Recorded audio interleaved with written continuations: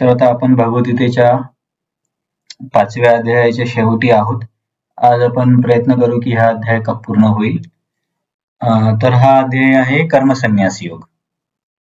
Mostly या अध्यायाचा मुख्य उद्देश काय आहे की निष्काम कर्मयोग हा ज्ञान योगापेक्षा सोपा आहे आणि जी मोक्षप्राप्ती व्यक्तीला ज्ञान योगाने होते तीच मोक्षप्राप्ती निष्काम कर्म योगाने पण होते. तर याच मुख्य मुद्द्यावरती सर्व काही चर्चा आधारित आहे आणि भगवंतांचं स्वतःचं वैयक्तिक मत अर्जुनाच्या या स्तराच्या शुद्धीकरणावरच्या स्तरावरती त्याला ते निष्काम कर्मयोग करण्यासाठीच प्रेरित करत आहेत. तर या संदर्भामध्ये आपण विविध चर्चा केल्या की त्या व्यक्तीची अशा साधकाची प्रगती कशी होते, तो स्वतःला कसा केवळ मी एकटाच करता आहे असं समजत नाही, तो सर्व क्रियांना कसा बघतो. मग आत्मज्ञान झाल्यावरती त्याचं जे अज्ञान आहे ते दूर होतं, परंतु मोक्षासाठी मग त्याला परमात्मा ज्ञानाची पण गरज आहे. मग त्यासाठी त्याच्या निष्काम कर्मयोगाच्या साधनेमध्ये जी भक्ती अंतर्भूत आहे त्याच्या सहाय्याने त्याला परमात्मा साक्षात्कार होतो आणि मग तो मोक्षाची प्राप्ती करतो. मग अशा स्तरावरती आल्यावरती या निष्काम कर्मयोगीचा जगाकडे बघण्याचा दृष्टिकोन काय आहे आणि मग अशा व्यक्तीच्या चारित्र्यामध्ये काय काय लक्षणं बघायला येतात. मग परत भगवंत थोडंसं एक स्टेप मागे जाऊन सांगतात की मग अशा व्यक्ती ही भौतिक इंद्रिय तृप्ती कसा सोडून देतो. तर मग तो विचार करतो की या इंद्रिय विषय वस्तूपासून मला जो आनंद मिळतोय एक तर तो तात्पुरता आहे. म्हणजे एकदा जरी मी ती इंद्रिय तृप्ती केली कुठल्याही पद्धतीने तर नेहमीसाठी माझं समाधान होतं असं नाही. जसं आपण म्हटलं की एकदा एखादा पदार्थ खाल्ला म्हणजे आयुष्यभर आपल्याला पोट भरण्याची अनुभूती होती असं नाही, परत तो पदार्थ घ्यावाच लागतो. आणि या इंद्रिय तृप्तीमुळेच जीव या जगामध्ये बंधनात आहे. कारण एकदा कुठल्याही पद्धतीची इंद्रिय तृप्ती केल्यावरती त्या पद्धतीचे संस्कार अंतःकरणावरती जमा व्हायला लागतात आणि मग जीव त्या संस्कारालाच आपण स्वभाव म्हटलो, त्या स्वभावाने जीव ओढला जातो. तर हे सर्व जाणून भौतिक इंद्रिय तृप्तीची निरर्थकता समजून घेऊन हा साधक आहे तो या इंद्रिय तृप्तीपासून स्वतःला वाचवतो. मग काल जी आपण चर्चा केली, ठीक आहे, एखादा व्यक्ती ज्ञानाच्या बळावरती किंवा बुद्धीच्या बळावरती समजेल की हे इंद्रिय तृप्ती काही योग्य नाही आहे आणि हेच दुःखाचं मुख्य कारण आहे असं समजेल, परंतु केवळ असं समजल्याने त्याचे इंद्रिय त्याला ऐकतील असं नाही. एखादी गोष्ट आपल्याला एखादं असं नाहीये की तुम्ही कधी बघितलं असेल तंबाखूचं पॅकेट किंवा सिगारेटचं पॅकेट, त्याच्यावरती लिहिलं असतं की smoking is injurious to health. आधी त्याचा फॉन्ट छोटा होता, मग त्यांनी सांगितले की फॉन्ट वाढवा, लोक तरी स्मोकिंग करतायत. नंतर सांगले की त्याच्यावरती फोटो प्रिंट करावा लागेल. मग ती कॅन्सरचा फोटो पण प्रिंट करतात की त्या व्यक्तीच्या गालावरती आतून गाठ वगैरे आली आणि त्याला कॅन्सर झालाय, किंवा फुफ्फुसाचं चित्र दाखवलं जातं. म्हणजे हे काय ज्ञान आहे व्यक्तीला की मी हे जे स्मोकिंग करतोय किंवा जो तंबाखू घेतोय याने मला कॅन्सर होऊ शकतो आणि बऱ्याच लोकांना झालेला आहे. परंतु असं होऊन सुद्धा त्या आधीच्या सवयीमुळे तो व्यक्ती त्या तंबाखाकडे किंवा त्या सिगारेटकडे ओढला जातो. त्या व्यक्तीला माहिती असं नाहीये की केवळ आरोग्य लोकांनाच माहिती आहे की ह्या गोष्टी वाईट आहेत. बऱ्याचदा व्यसनी लोकांना पण माहिती असतात. जसं की मी तुम्हाला सांगितलं की जे मेडिकल कॉलेजमध्ये मुलं आहेत किंवा डॉक्टर्स पण आहेत, मी बघितलं नाही पण ते मी कबीर पिक्चर बद्दल ऐकलंय का? कबीर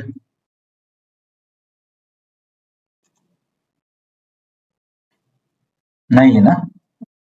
नाही तर मी पण फक्त मी बघितला नाही, पण मी असं ऐकलं त्याच्यामध्ये. हा, हे सावंत सर. तर कबीर पिक्चरचे मी जसं ऐकलंय की त्याच्यामध्ये असं दाखवले की हिरो डॉक्टर असतो आणि तो फार व्यसनाधीन असतो, म्हणजे भरपूर स्मोकिंग करतो आणि ड्रिंकिंग करतो, बरोबर आहे ना? तर ठीक आहे, पिक्चर काही महत्वाची गोष्ट नाही. उद्देश हा आहे की डॉक्टर्स लोक स्वतः सांगतात लोकांना की स्मोकिंग करू नका किंवा ड्रिंक घेऊ नका. परंतु बऱ्याचदा ते स्वतःच स्मोकिंग आणि ड्रिंकिंग करतात. असे बरेचसे डॉक्टर आहेत. तर त्यांना ज्ञान नाहीये असं नाहीये. ते लोकांना सांगतात म्हणजे त्यांना माहितीच आहे. त्यांनी अभ्यास केलाय. जसं आपण गीता कोर्समध्ये चर्चा केली की एखादा मेडिकलचा स्टुडंट रात्रभर अभ्यास करतो, की स्मोकिंग केल्यामुळे शरीरामध्ये कुठले कुठले हार्मोनल चेंजेस होतात, पेशींचा कसा दाह होतो, कसा कसा कॅन्सरची डेव्हलपमेंट होते, स्टेज 1 काय आहे, स्टेज 2 काय आहे, कुठल्या स्टेज पासून तो वाचू शकतो, हे सर्व तो दुसऱ्या दिवशीच्या पेपरमध्ये लिहिण्यासाठी अभ्यास करतो. परंतु अभ्यास करताना तो रात्रभर सिगरेट ओढतो. आता मी बरेच मुलं बघितले आमच्या कॉलेजमध्ये की जे सिगरेट ओढत ओढत अभ्यास करायचे आणि ड्रिंकिंग पण करायचे. तर हे कॉमन आहे सगळीकडे. तर असं नाहीये की त्या मुलांना नॉलेज नाहीये की ही स्मोकिंग किंवा ड्रिंकिंग कशी डेंजरस आहे. आणि ते स्वतः लोकांना सांगतात, अभ्यास करतायत, पेशंटला बघतायत, तरी सुद्धा हे व्यसन ओढून घेऊन जात. कारण काय, संस्कार अंतःकरणावरती झाले. त्या संस्काराला आपण स्वभाव म्हणतो किंवा नेहमीच्या उदाहरणात आपण व्यसन पण म्हणू शकतो. तर तसं मी तुम्हाला एवढ्यामध्ये ते डोपामाइन डिटॉक्सचे काही व्हिडिओ पाठवले होते. तर डोपामाइन नावाचा जो हार्मोन, तुम्ही कदाचित व्हिडिओ बघितले असेल, तुम्हाला क्लिअर झाला असेल. डोपामाइन हार्मोन जेव्हा आपल्या मेंदूमध्ये स्रवित होतं त्या ग्रंथींमधून, तेव्हा एक आनंदाची अनुभूती होते. परंतु या व्यसनामध्ये काय होतं, जसं व्यक्ती सिगारेट घेतो किंवा अल्कोहोल घेतो किंवा तासन तास इंस्टाग्राम, फेसबुक वगैरे बघतो किंवा अश्लील चित्रपट बघतो, तर त्याच्या मेंदूमध्ये जे डोपामाइन तयार होतं, मग त्याला त्याची सवय लागते की नेहमी जास्त डोपामाइन मध्येच त्याला राहावं असं वाटतं. मग साध्या गोष्टीमध्ये अभ्यासात लक्ष नाही लागत, साधारण गोष्टी कराव्याशा वाटत नाहीत, अभ्यास करावासा वाटत नाही, कारण मेंदूला सवय पडतं. आणि मग नंतर अशा स्तर येतो की सर्व काही कळतं तरी सुद्धा व्यक्ती त्याला सोडू शकत नाही. तर हे त्या संस्कारांमुळे असं होतं. तर मग श्लोक नंबर 23 मध्ये सांगितले की असं तर होणारच आहे, की इंद्रिय तर त्या व्यक्तीला ओढणारच आहेत. ज्ञान आलं म्हणजे लगेच तो त्याच्यापासून स्वतःला वाचू शकेल असं नाही. मग याचं सोल्युशन काय? कृष्णाने सरळ सरळ सांगितले की इंद्रिय तुम्हाला मृत्यूपर्यंत त्रास देतील. 2 गोष्टी आहेत. इंद्रिय आपल्याला कधीपर्यंत ओढणार आहेत, एक तर मृत्यू, आणि दुसरी गोष्ट कुठली, कोण सांगेल? कधीपर्यंत आपल्याला इंद्रिय विषय वस्तूंकडे आकर्षित करतील किंवा ओढून घेतील? एक तर आहे मृत्यू, प्राक शरीर विमोक्षणात. आणखीन दुसरं कोण गेस करेल? कोणतरी काय बोलला? हा, एक्झॅक्टली, थँक्यू कृपा. तर या 2 गोष्टी आहेत. एक तर हृदय शुद्ध किंवा मृत्यू. हृदय शुद्ध नाही तर मृत्यूपर्यंत, आणि हृदय जर आधी शुद्ध झालं तर कदाचित, म्हणजे शुद्ध झालं तर त्याला इच्छाच होणार नाहीये. ह्या 2 कंडिशन आहेत. आणि सगळ्या सामान्य लोकांसाठी आपण असं म्हणू शकतो की मृत्यूपर्यंत. तर मृत्यूपर्यंत काम, क्रोध, इथे काम म्हणजे इच्छा आणि क्रोध म्हणजे द्वेष. एखादी गोष्ट आवडणे, एखादी गोष्ट न आवडणे, एखादी गोष्ट असाविषयी वाटणे, एखाद्या गोष्टीपासून तिरस्कृत होणे, हा जो प्रकार आहे तो सामान्य लोकांच्या आयुष्यामध्ये मृत्यूपर्यंत होणार आहे. मग याला सोल्युशन काय आहे? सोढूम. सोढूम या शब्दाचं भाषांतर काय, कोण बघितलं? सोढूम 5.23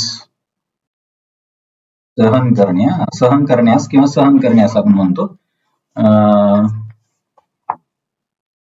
नाही असत्यात परव धर्म इति होवाचे भूरियम सर्वम सोडून अलम म्हणणे रीते एक परम. असा एक श्लोक येतो 8व्या स्कंदामध्ये. बली महाराजांची कथा मला वाटते 8व्या स्कंदातच आहे. हा, बहुतेक 8व्यामध्ये. तर ते 8व्या स्कंदामध्ये बली महाराज सांगतात की पृथ्वी माता काय सहन नाही करू शकत. थोडासा विषयांतर आहे. नाही असत्यात परो अधर्म इति होवाचे भूरियम सर्वम सोढून अलम म्हणणे रीते लीक परम नरम. की बली महाराज सांगतात की पृथ्वी माता म्हणते की असत्य इतका अधर्म कुठलाच नाही. नाही असत्यात पर्व धर्म इति होवाचे भूरियम. भूरी माता, भू म्हणजे धरती माता म्हटली. सर्वम सोडून अलम म्हणणे, इथे पण सोडून शब्द आलाय आणि त्या श्लोकामध्ये पण सोडून शब्द आहे, म्हणून तो श्लोक मी तुम्हाला सांगत आहे की मी सर्व काही सहन करू शकते अशी पृथ्वी देवी म्हणते. बघा, आता आपण बघतो की पृथ्वी किती काही सहन करते. म्हणजे इतकं पोल्युशन होतं, लोक काय काय ड्रिलिंग करतात, पेट्रोलियम वगैरे, परंतु त्या सर्वांना पृथ्वी सहन करते. परंतु रीते लीक परम नरम, परंतु अशा असत्य बोलणाऱ्या व्यक्तीला मी सहन नाही करू शकत अशी पृथ्वी माता म्हणते. तर विषय आपला आहे की सोडून हा शब्द. इथे आपल्याला हिंट आहे की इंद्रिय त्रास देणार आहेत, परंतु उत्तर एकच आहे की सहन करणे आणि अशा इंद्रियांच्या मागण्यांमध्ये स्वतःला वाहून न घेणे, एवढंच आपल्या हातामध्ये आहे सध्याच्या स्थितीमध्ये, जोपर्यंत हृदय शुद्ध होत नाही तोपर्यंत. नंतर श्लोक नंबर 24 मध्ये आपण बघितलं की मग हे सहन करण्यासाठी कसं शक्य आहे. तर ते म्हटले की सहन एखाद्या गोष्टीला नको नको जबरदस्ती म्हणणं ही एक वेगळी गोष्ट आहे, परंतु त्याच्यापेक्षा उच्च वस्तू भेटली की खालची गोष्ट सोडून द्यायला सोपी जाते. जसं आपण ते चॉकलेटचं आणि मातीचं उदाहरण घेतलं. तसं जेव्हा व्यक्ती भक्तीमध्ये किंवा निष्काम कर्मयोगामध्ये आत्मज्ञानाचा जो आनंदाचा अनुभव करतो, तो अनुभव किंवा भक्तीच्या अंगांचं पालन करताना जो आनंद मिळतो, त्याच्यामुळे या इंद्रियांचा वेगावरती नाही म्हणण्यासाठी त्याला सोपं होतं. परंतु असं नाही की लगेच आपल्याला इंद्रिय त्रास देणार नाहीत, परंतु भक्तांचा संग, प्रसाद, श्रवण, कीर्तन, धामाला जाणे, याच्यामधून जो आनंदाची अनुभूती होते, त्या आनंदाच्या बळावरती आपण इंद्रिय जरी त्रास देत असले तरी आपण त्यांना म्हणू शकतो की नाही, हे मला करायचं नाही. तर या उच्च आनंदाच्या सहाय्याने व्यक्ती स्वतःला इंद्रियांच्या आवेगापासून वाचू शकतो. तर 24वा श्लोक काय सांगतो की असा व्यक्ती बाह्य इंद्रिय गोष्टी विषय वस्तूंवरती आनंदासाठी अवलंबून नाहीये, तर अंतरात्म्यापासून किंवा आत्म आनंदापासून, आत्मज्ञानापासून किंवा भक्तीच्या अंगापासूनच तो आनंद मिळवण्यासाठी प्रयत्न करतो आणि या शक्तीच्या बळावरती तो या निम्न दर्जाच्या इंद्रिय तृप्तीच्या इच्छांपासून स्वतःला वाचू शकतो. नंतर मग आपण बघितलं श्लोक नंबर 25 की मोक्षासाठी त्या व्यक्तीला काय साधना करावी लागेल किंवा काय काय गुणधर्म त्याच्यामध्ये असली पाहिजे, कोणाला मोक्ष मिळणार. तर आपण बघितलं की त्या व्यक्तीने काय केलं पाहिजे,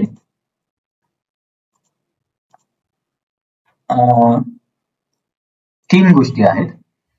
कोणाला ब्रह्मनिर्वाण मिळेल, एक क्षीण कल्मश पासून त्याचं, क्षीण कल्मश म्हणजे काय, क्षीण म्हणजे अशक्त होणे, कल्मश म्हणजे इथे आपण त्यांना हे पण म्हणू शकतो, संस्कार म्हणू शकतो किंवा आठवणी म्हणू शकतो इंद्रिय तृप्तींच्या, आणि ह्या सूक्ष्म शरीरामध्ये साठवल्या जातात, त्याला आपण अंतःकरण पण म्हणतो.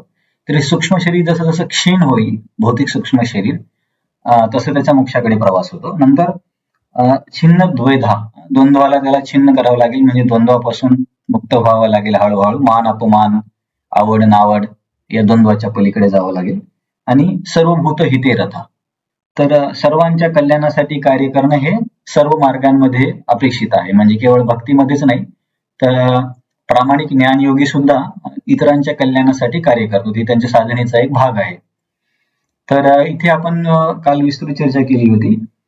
तर कालच्या चर्चेमधून मला फक्त एकच सांगायचं की मिसअंडरस्टँडिंग असं नको व्हायला की आपण भक्तीमध्ये म्हणतोय की लोकांना इतर मदत नाही करायची, केवळ सत्संगाला बोलवा, असं नाहीये. म्हणून मी तुम्हाला परत परत उदाहरण दिली की आपण इस्कॉनमध्ये हॉस्पिटल्स पण आहेत, शेतकऱ्यांना मदत करतोय, मुलांना अन्नदान करतोय, शाळा उघडतोय, ह्या गोष्टी आवश्यक आहेत. परंतु हे सर्व करत असताना आपल्याला माहिती असलं पाहिजे की सर्वोच्च मदत भक्तीच आहे, कारण हे मूळ आजाराचं मुख्य औषध आहे. कारण जन्म मृत्यू जरा व्याधी दुःख दोषानुदर्शन, या भौतिक जगातून जेव्हा जीव मुक्त होईल तेव्हाच त्याच्या सर्व दुःखाचा अंत होईल. तर भावना शेकोगर माताजी, तुम्ही कशी सांगाल, कुठली मदत आहे सर्वोच्च मदत?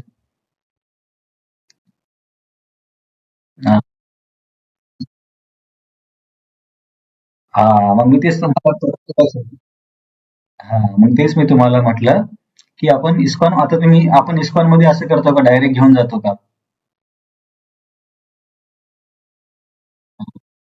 हा,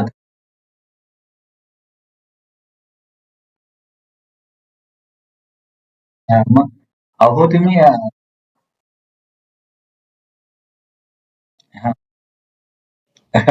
तेच सांगण्यासाठी मी खास करून तुम्हाला विचारलं. बरं, एक इथं मिसकन्सेप्शन काय होतंय की आपल्याला असं वाटतं की जेव्हा व्यक्ती सत्संगाला येऊन बसेल, जेव्हा माळा करेल तेव्हाच तो भक्तीत आलाय, असं नाहीये.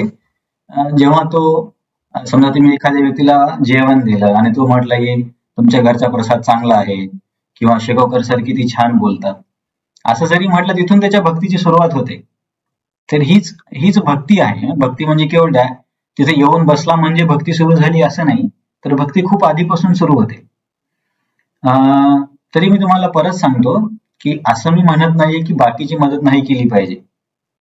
परंतु बाकीची मदत केवळ तीच सर्वोच्च मदत आहे असं समजणं ही चुकीची समजूत होईल हे मला सांगायचंय. नाहीतर तुमचे काही प्रश्न असतील तर विचारा ना, नाहीतर परत तुम्हाला वाटेल की प्रभूजी काय म्हणतात सगळ्यांना आणून बसवा की काय असं नाहीये. असा अर्थ नाहीये. बघा आता आपण जन्माष्टमी केली मोखाड्यामध्ये. आपण थोडी सर्वांना म्हटलं की आता तुम्ही आलेच पाहिजे. लोक आले, सर्वांनी मुलांचा डान्स बघितला, प्रसाद घेतला. तर तिथून त्यांच्या भक्तीची सुरुवात झाली. आज नाही कुठल्या जन्मामध्ये कधीतरी ते लोक येतील.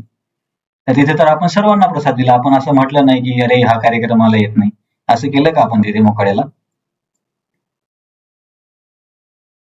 आता तुमचा डाऊट क्लिअर आहे ना? आता आता मला सांगा का बरं सर्वोच्च मदत आहे भक्ती?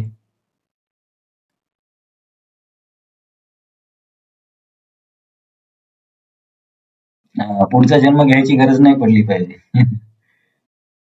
मोक्ष.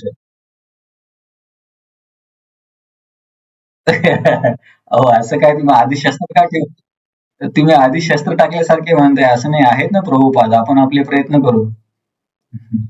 आपण असं काय म्हणतात, आमच्याकडे आम्हाला शाळेमध्ये एक शिक्षक सांगायचे, अरे तुम्ही फर्स्ट क्लास साठी प्रयत्न केला तर पास तरी व्हाल, असे म्हणायचे आमचे शिक्षक. तर तसंच आपण जर विचार केला की मला डायरेक्ट भगवंताचीच प्राप्ती करायची आहे, तर कमीत कमी आपण पुढचा मनुष्य जन्म तरी मिळू. आणि आपण आधीपासूनच जर आपण म्हणायला लागलो की थोडी शक्य आहे, आपण एवढी भक्ती नाही करणार, तर मग शेगोकर सर तुम्ही शाळेत असं सांगत असाल ना मुलांना?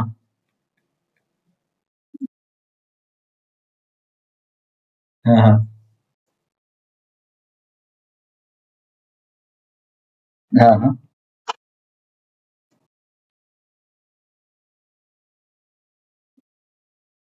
हं, हं.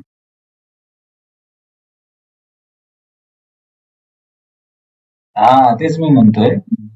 तर मला काय वाटतं, थोडंसं मिसकम्युनिकेशन होते असं माझे असं मला वाटतं. ठीक आहे. अं, चालेल, आपण हळूहळू या गोष्टी पण डिस्कस करूया. तर कालच्या चर्चेमध्ये आणखीन कोणाला काही प्रश्न आहे?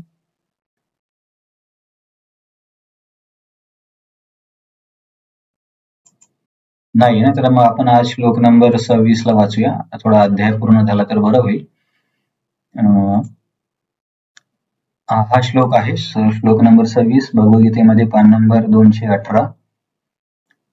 काम क्रोध विमुक्तानां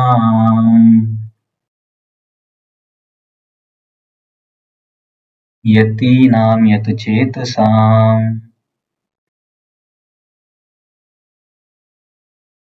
अभीतो ब्रह्मनिर्वाणम्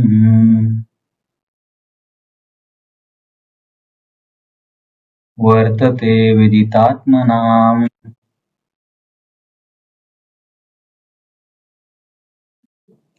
तर हा आहे श्लोक नंबर 26. या श्लोकामध्ये काय सांगतात की भगवंत,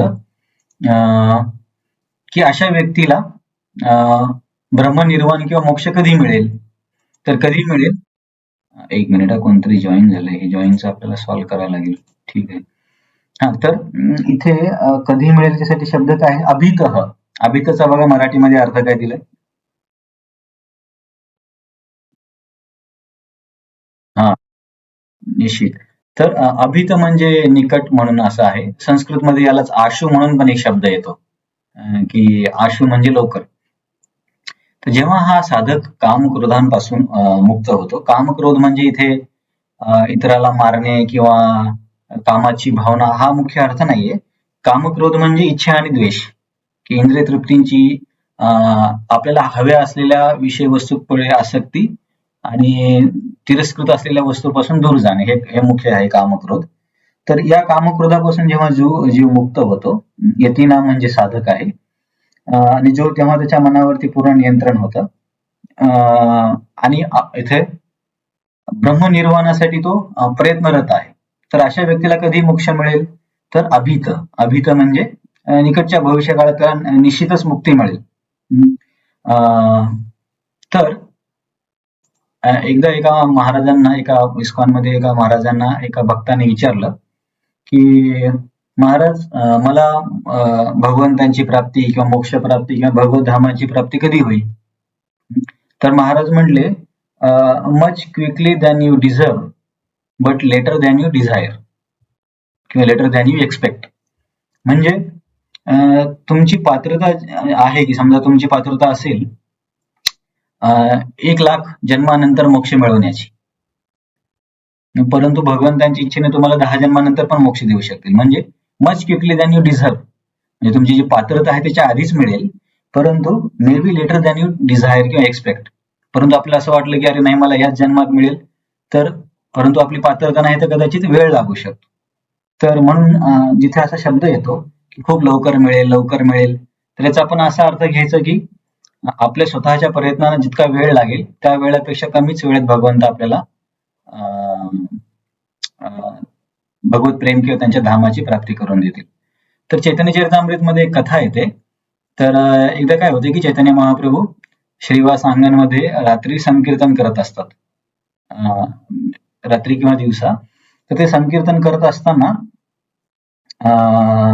तिथे एक व्यक्ती त्यांच्या घरामध्ये आलेला असतो. चैतन्य महाप्रभू म्हणतात की अरे, आज माझं संकीर्तनामध्ये इतकं मन लागत नाहीये, कोणतरी वेगळ्या विचाराची व्यक्ती आलीये का इथे?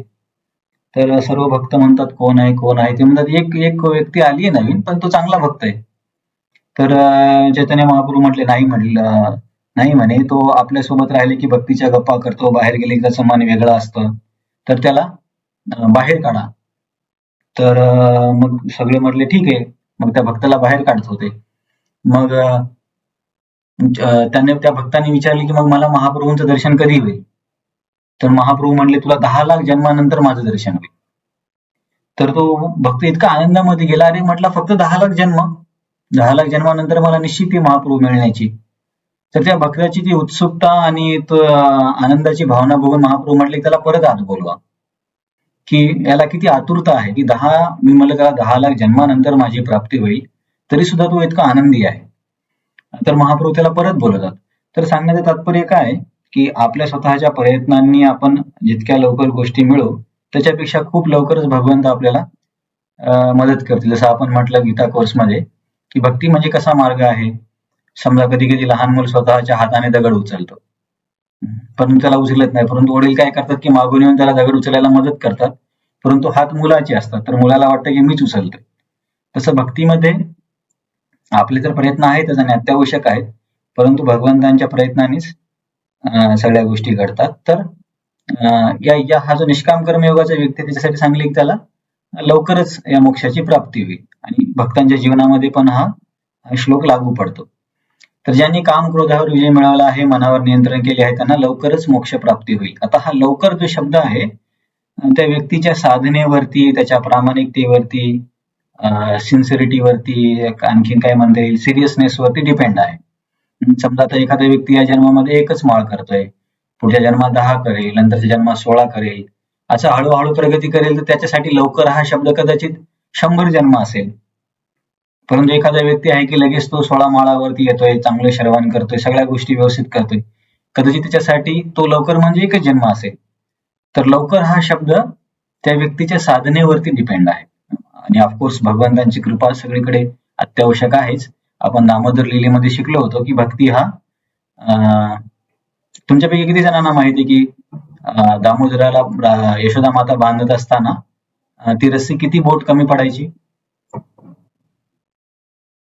2 बोट. आणि ते 2 बोट काय दर्शवतात?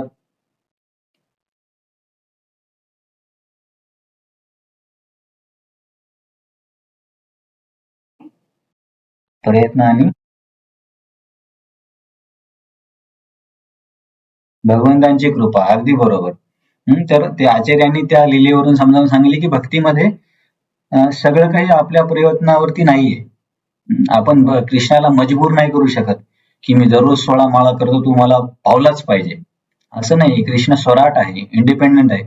भगवंत म्हणतील नको करू 16 माळा, मला काही प्रॉब्लेम नाहीये, माझ्याकडे भरपूर भक्त आहेत.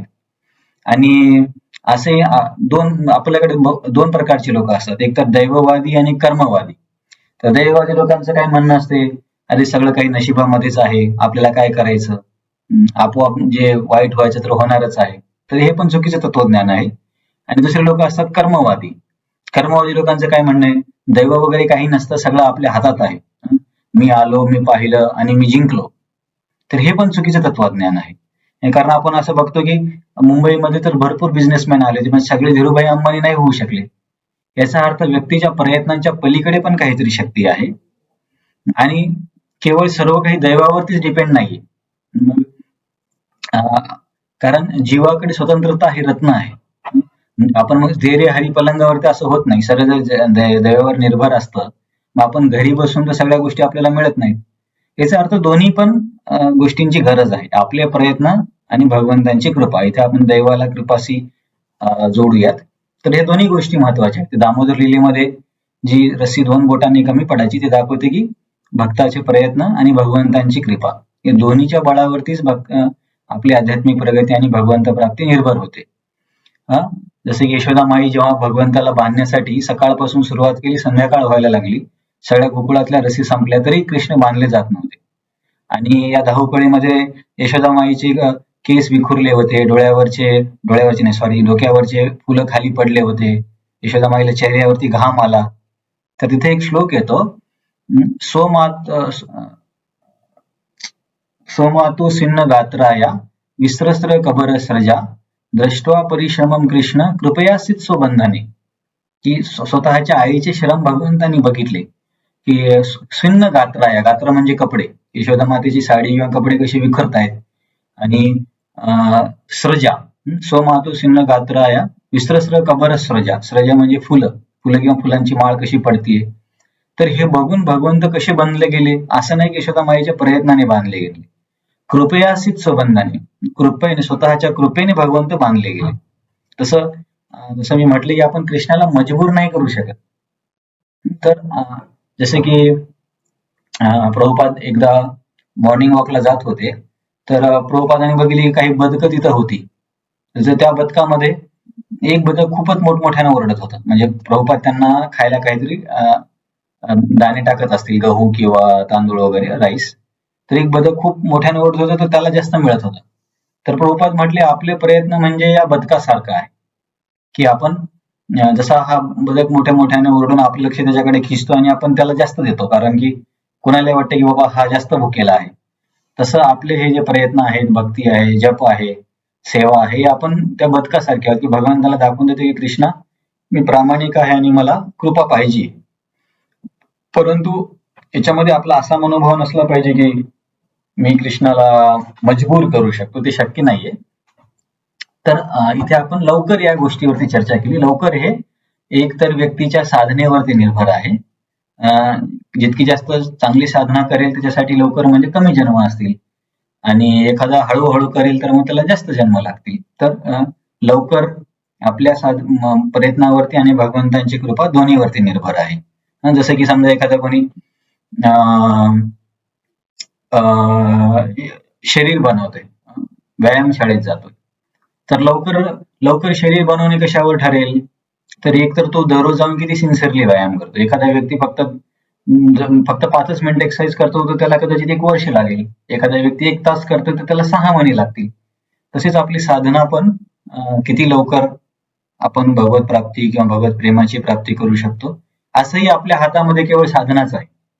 परंतु इथे अशी गैरसमज नाही करून घ्यायचा की अरे सर्व काही जर भगवंतांच्या कृपेवरती आहे, मग मी माझ्या साधनेला काय महत्व, असं नाहीये. मग ते काय दैववाद होऊन जाईल की मग जप केला तर केला, नाही केला असं नाहीये. आपली साधना आपण आपली प्रामाणिकता दर्शवतो. मग कृपा द्यायची की नाही द्यायची ती भगवंतावरती निर्भर आहे. भगवंत कृपा देणारच, कारण त्यांच्यापेक्षा जास्त दयाळू कोण आहे. आणि त्यांनी गीतेमध्ये कितीतरी ठिकाणी आश्वासन दिलं की मी मृत्यू संसार सागरात म्हणून एक श्लोक येतो, नंतर सर्व धर्मांपरित्यज एक श्लोक येतो, नंतर योगक्षेमम वहाम्यहम येतो. अनेक ठिकाणी भगवंतांनी आश्वासन दिलं की मी नक्कीच काळजी घेईल. तर भगवंतांच्या कृपेची शाश्वती आहे, आपण आपले प्रयत्न केला पाहिजे. तर त्याला आधारितच एक श्लोक सांगितला प्रभुपादांनी तात्पर्यामध्ये, की याच्याबद्दल की हा व्यक्ती आत्मसंयमी आणि इंद्रिय नियंत्रित करतोय. बघा, आपण जरी भक्तीच्या दृष्टिकोनातून जरी चर्चा करत असलो तरी हे लक्षात ठेवावं लागेल की हा अध्याय निष्काम कर्मयोगाचा आहे, परंतु आपण त्याला आपल्या जीवनामध्ये कसं बघता येईल या दृष्टिकोनातून चर्चा केली. तर हे निष्काम कर्मयोगासाठी सांगले की हा व्यक्तीला अशा पद्धतीने जर त्याने प्रयत्न केला की काम क्रोधातून मुक्त झाला, नंतर आत्मसंयमी आहे, प्रयत्नरत आहे, तर त्याला लवकरच मोक्ष मिळेल. तर हेच आपल्यासाठी पण लागू पडतं. तर प्रभुपादांनी यालाच भक्तीच्या एक दृष्टिकोनातून समजावून सांगितलं. एक श्लोक सांगितला प्रभुपादांनी. हा श्लोक 4थ्या स्कंदामध्ये येतो. पृथ्वी महाराजांचे एक आख्यान आहे, उपाख्यान, त्याच्यामध्ये येतो. यत्पाद पंकज पलाश विलाश भक्त्या. नंतर इथे सांगण्याचं तात्पर्य काय, हा श्लोक संदर्भ देण्याचा, की भक्तीमध्ये इंद्रियांना नियंत्रित करणं अधिक सोपं आहे. तर का अधिक नाही, आपण बऱ्याचदा म्हटलं की इंद्रियांना, याच्यावरती आपण चर्चा केली की इंद्रियांना नियंत्रित करणं भक्तीमध्ये जास्त सोपं आहे, कारण आपण इंद्रियांना भक्तीमध्ये वापरतो. इतर मार्गामध्ये ते इंद्रियांना जबरदस्ती काय म्हणता येईल की मारून टाकण्याचा प्रयत्न करतात. तसं नाहीये भक्तीमध्ये. तर हा एक चांगला संदर्भ आहे, हा जो श्लोक आहे 4थ्या अध्यायाचा. यत्पाद पंकज पलाश विलास भक्त्या कर्माशयं ग्रथितं मुदग्रथयन्ति संत तद्वन्न रिक्तमतयो यतयोऽपि रुद्ध स्रोतो गणस्तमरणं भज वासुदेवम्. तर चतुष कुमार पृथ्वी महाराजांना सांगा की भज वासुदेवम. भज वासुदेव म्हणजे वासुदेवांची भक्ती करा. वासुदेव म्हणजे कृष्णाची. कशी भक्ती करायची?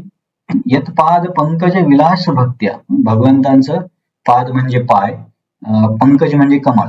तर भगवंताच्या पायाची तुलना पण कमळासोबत केली जाते. कमळासारखे त्यांचे चरण पण सुंदर आहेत. तर पंकज पलाश, पलाश म्हणजे पायांची बोट.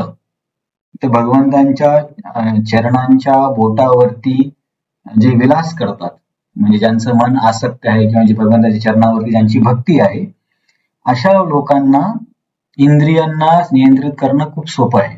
तर ती दुसरी ओळ सांगते, कर्माशयम ग्रथितम मुदग्रथयन्ति संत.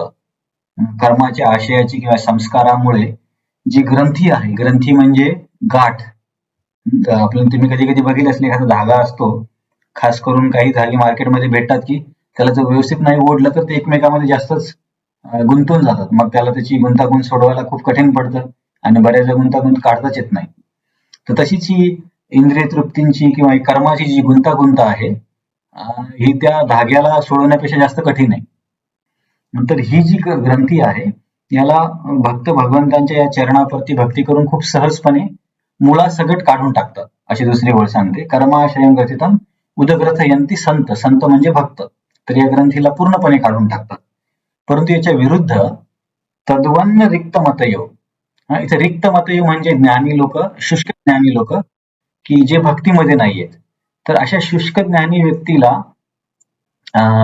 इंद्रियांना नियंत्रित करणं खूप कठीण आहे. तर त्याची तुलना कशासोबत केली आहे? समजा एखाद्या व्यक्तीने प्रयत्न केला की गंगा वाहणारी नदी आहे, त्या आणि वाहणाऱ्या नदीचा प्रवाह मी 2 हाताने थांबवतो. तर हे शक्य आहे का? 2 हाताने कोणी नदीला थांबवू शकतं का? तर ही जी शुष्क ज्ञानी लोक आहेत, ज्यांच्या भगवंताच्या चरणाप्रती आसक्ती नाहीये, भक्ती नाहीये, अशी लोक जेव्हा इंद्रियांना कृत्रिमरित्या बंद करण्याचा प्रयत्न करतात, की मी या जाहिरातीकडे बघणार नाही किंवा हे गाणं ऐकणार नाही, जबरदस्ती दाबून मारून करण्याचा प्रयत्न करतात. तो प्रयत्न म्हणजे वाहत्या नदीला 2 हातांनी थांबवण्याचा प्रयत्न आहे किंवा समुद्राच्या लाटाने 2 हातांनी बंद करण्याचा प्रयत्न आहे. ते शक्य नाही. तर याच्या विरुद्ध जेव्हा भक्त भगवंताच्या चरणाप्रती आसक्त असतात, तर ते कर्माची ही जी गुंतागुंत आहे ती मुळासकट उखडून जाते. त्याच्यामुळे काय करा, स्रोतोगणास म्हणजे स्रोत म्हणजे लहरी. या लहरींना, या शुष्क ज्ञानी लोकांना थांबवणं शक्य नाही. याच्या विरुद्ध भक्तांना हे खूप सोपं आहे. म्हणून काय करा, भज वासुदेव. तर भक्तीमध्ये हे शुद्धीकरण खूप सोपं आहे आणि खूप लवकर होतं. तर हा उपदेश चौथ्या स्कंदामध्ये पृथू महाराजांना चतुष्कुमार देतात. बरं ठीक आहे, तुम्हाला मी एक इंटरेस्टिंग क्वेश्चन किंवा जनरल अंडरस्टँडिंग म्हणून विचारतो. अशी एखादी व्यक्ती होती का की ज्याने दोन्ही हाताने नदीला रोखलं होतं?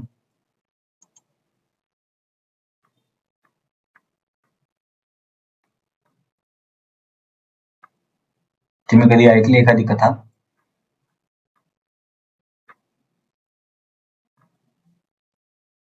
नाही ऐकली ना? तर एक कार्तिवीर्य अर्जुन नावाची एक व्यक्ती होती बघा. तुम्ही त्यांचं नाव कधी ऐकलं असेल. कार्तिवीर्य अर्जुनाला परशुरामांनी मारलं होतं. तर या कार्तिवीर्य अर्जुनाला महादेवांच्या आशीर्वादाने 1000 भुजा होत्या. तर हा कार्तिवीर्य अर्जुन एकदा काही स्त्रियांसोबत नदीवरती गेला होता. तर त्या स्त्रियांना आपलं शक्ती दाखवण्यासाठी याने काय केलं की त्या 1000 भुजांच्या साहाय्याने नदीचा प्रवाह रोखला. मला वाटतं कदाचित नर्मदा नदीच होती. तर आता नदीचा प्रवाह रोखल्यावरती काय झालं, ते पाणी मागे मागे जमा होत गेला. तर तुम्ही बघा, धरण बांधल्यावरती काय होतं की पाणी मग तिकडे सगळीकडे मागे मागे जायला लागतं. तर हे नदीचं पाणी मागे मागे मागे मागे जायला लागलं आणि मागे काही ठिकाणी रावण होता, त्याने पण आपला कॅम्प लावला होता. तर ते सगळं पाणी रावणाच्या कॅम्पमध्ये गेलं आणि रावण चिडला, म्हणे अरे हे कोण आहे? मला एक रावण पण गर्विष्ठ होता. तर रावणाला कळते की काय कार्तिवीर्य अर्जुन असं करतोय म्हणे. तर मग रावण कार्तिवीर्य अर्जुनकडे धावत धावत येऊन त्याच्यासोबत युद्ध करण्याचा प्रयत्न करतो. तर कार्तिवीर्य अर्जुन खूप सहजपणे रावणाला पराभूत करतात आणि त्याची खूप अवहेलना करतात किंवा खूप अपमान करतो कार्तिवीर्य अर्जुन. तर जस्ट मी तुम्हाला सांगली, कार्तिवीर्य अर्जुन नावाची एक व्यक्ती होते की ज्याने आपल्या भुजांच्या सहाय्याने नदीचा प्रवाह रोखला होता. साईड पॉइंट आहे. आणि रावण काय असा खूप जास्त शक्तिशाली होता असं नाही. रावणाला कार्तिवीर्य अर्जुनने पण खूप पिटाई केली होती. आणखीन एक व्यक्ती होता, त्याने पण रावणाला खूप पिटाई केली होती. कोण होतं? हनुमानने रावणला नाही. ठीक आहे, हनुमानजी सोडून. हा हा बालीने पण रावणाला खूप पिटलं होतं. 4 समुद्रामध्ये दिवसभर बुडवलं होतं त्याला. तर हा एक वेगळी गोष्ट आहे. तर परंतु आपल्या सगळ्यांकडे तर 2 भुजा आहेत. आपल्याकडे कार्तिवीर्य अर्जुन सारख्या 1000 भुजा तर नाहीयेत. तर कृत्रिमरित्या इंद्रियांना दाबून मारून ठेवण्याचा प्रयत्न करणं म्हणजे 2 हाताने वाहणाऱ्या गंगा नदीला रोखून ठेवण्यासारखं आहे. तर हे उदाहरण का दिलं की हे अशक्य आहे.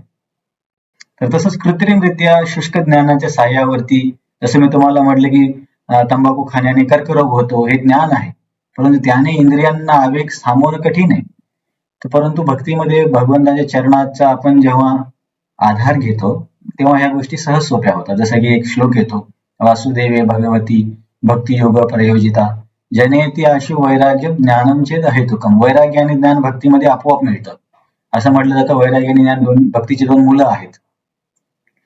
तर हे तुमचं पण कदाचित अनुभव असेल की व्यसन वगैरे सोडायला भक्तीमध्ये आपल्याला भरपूर सोपं जाते.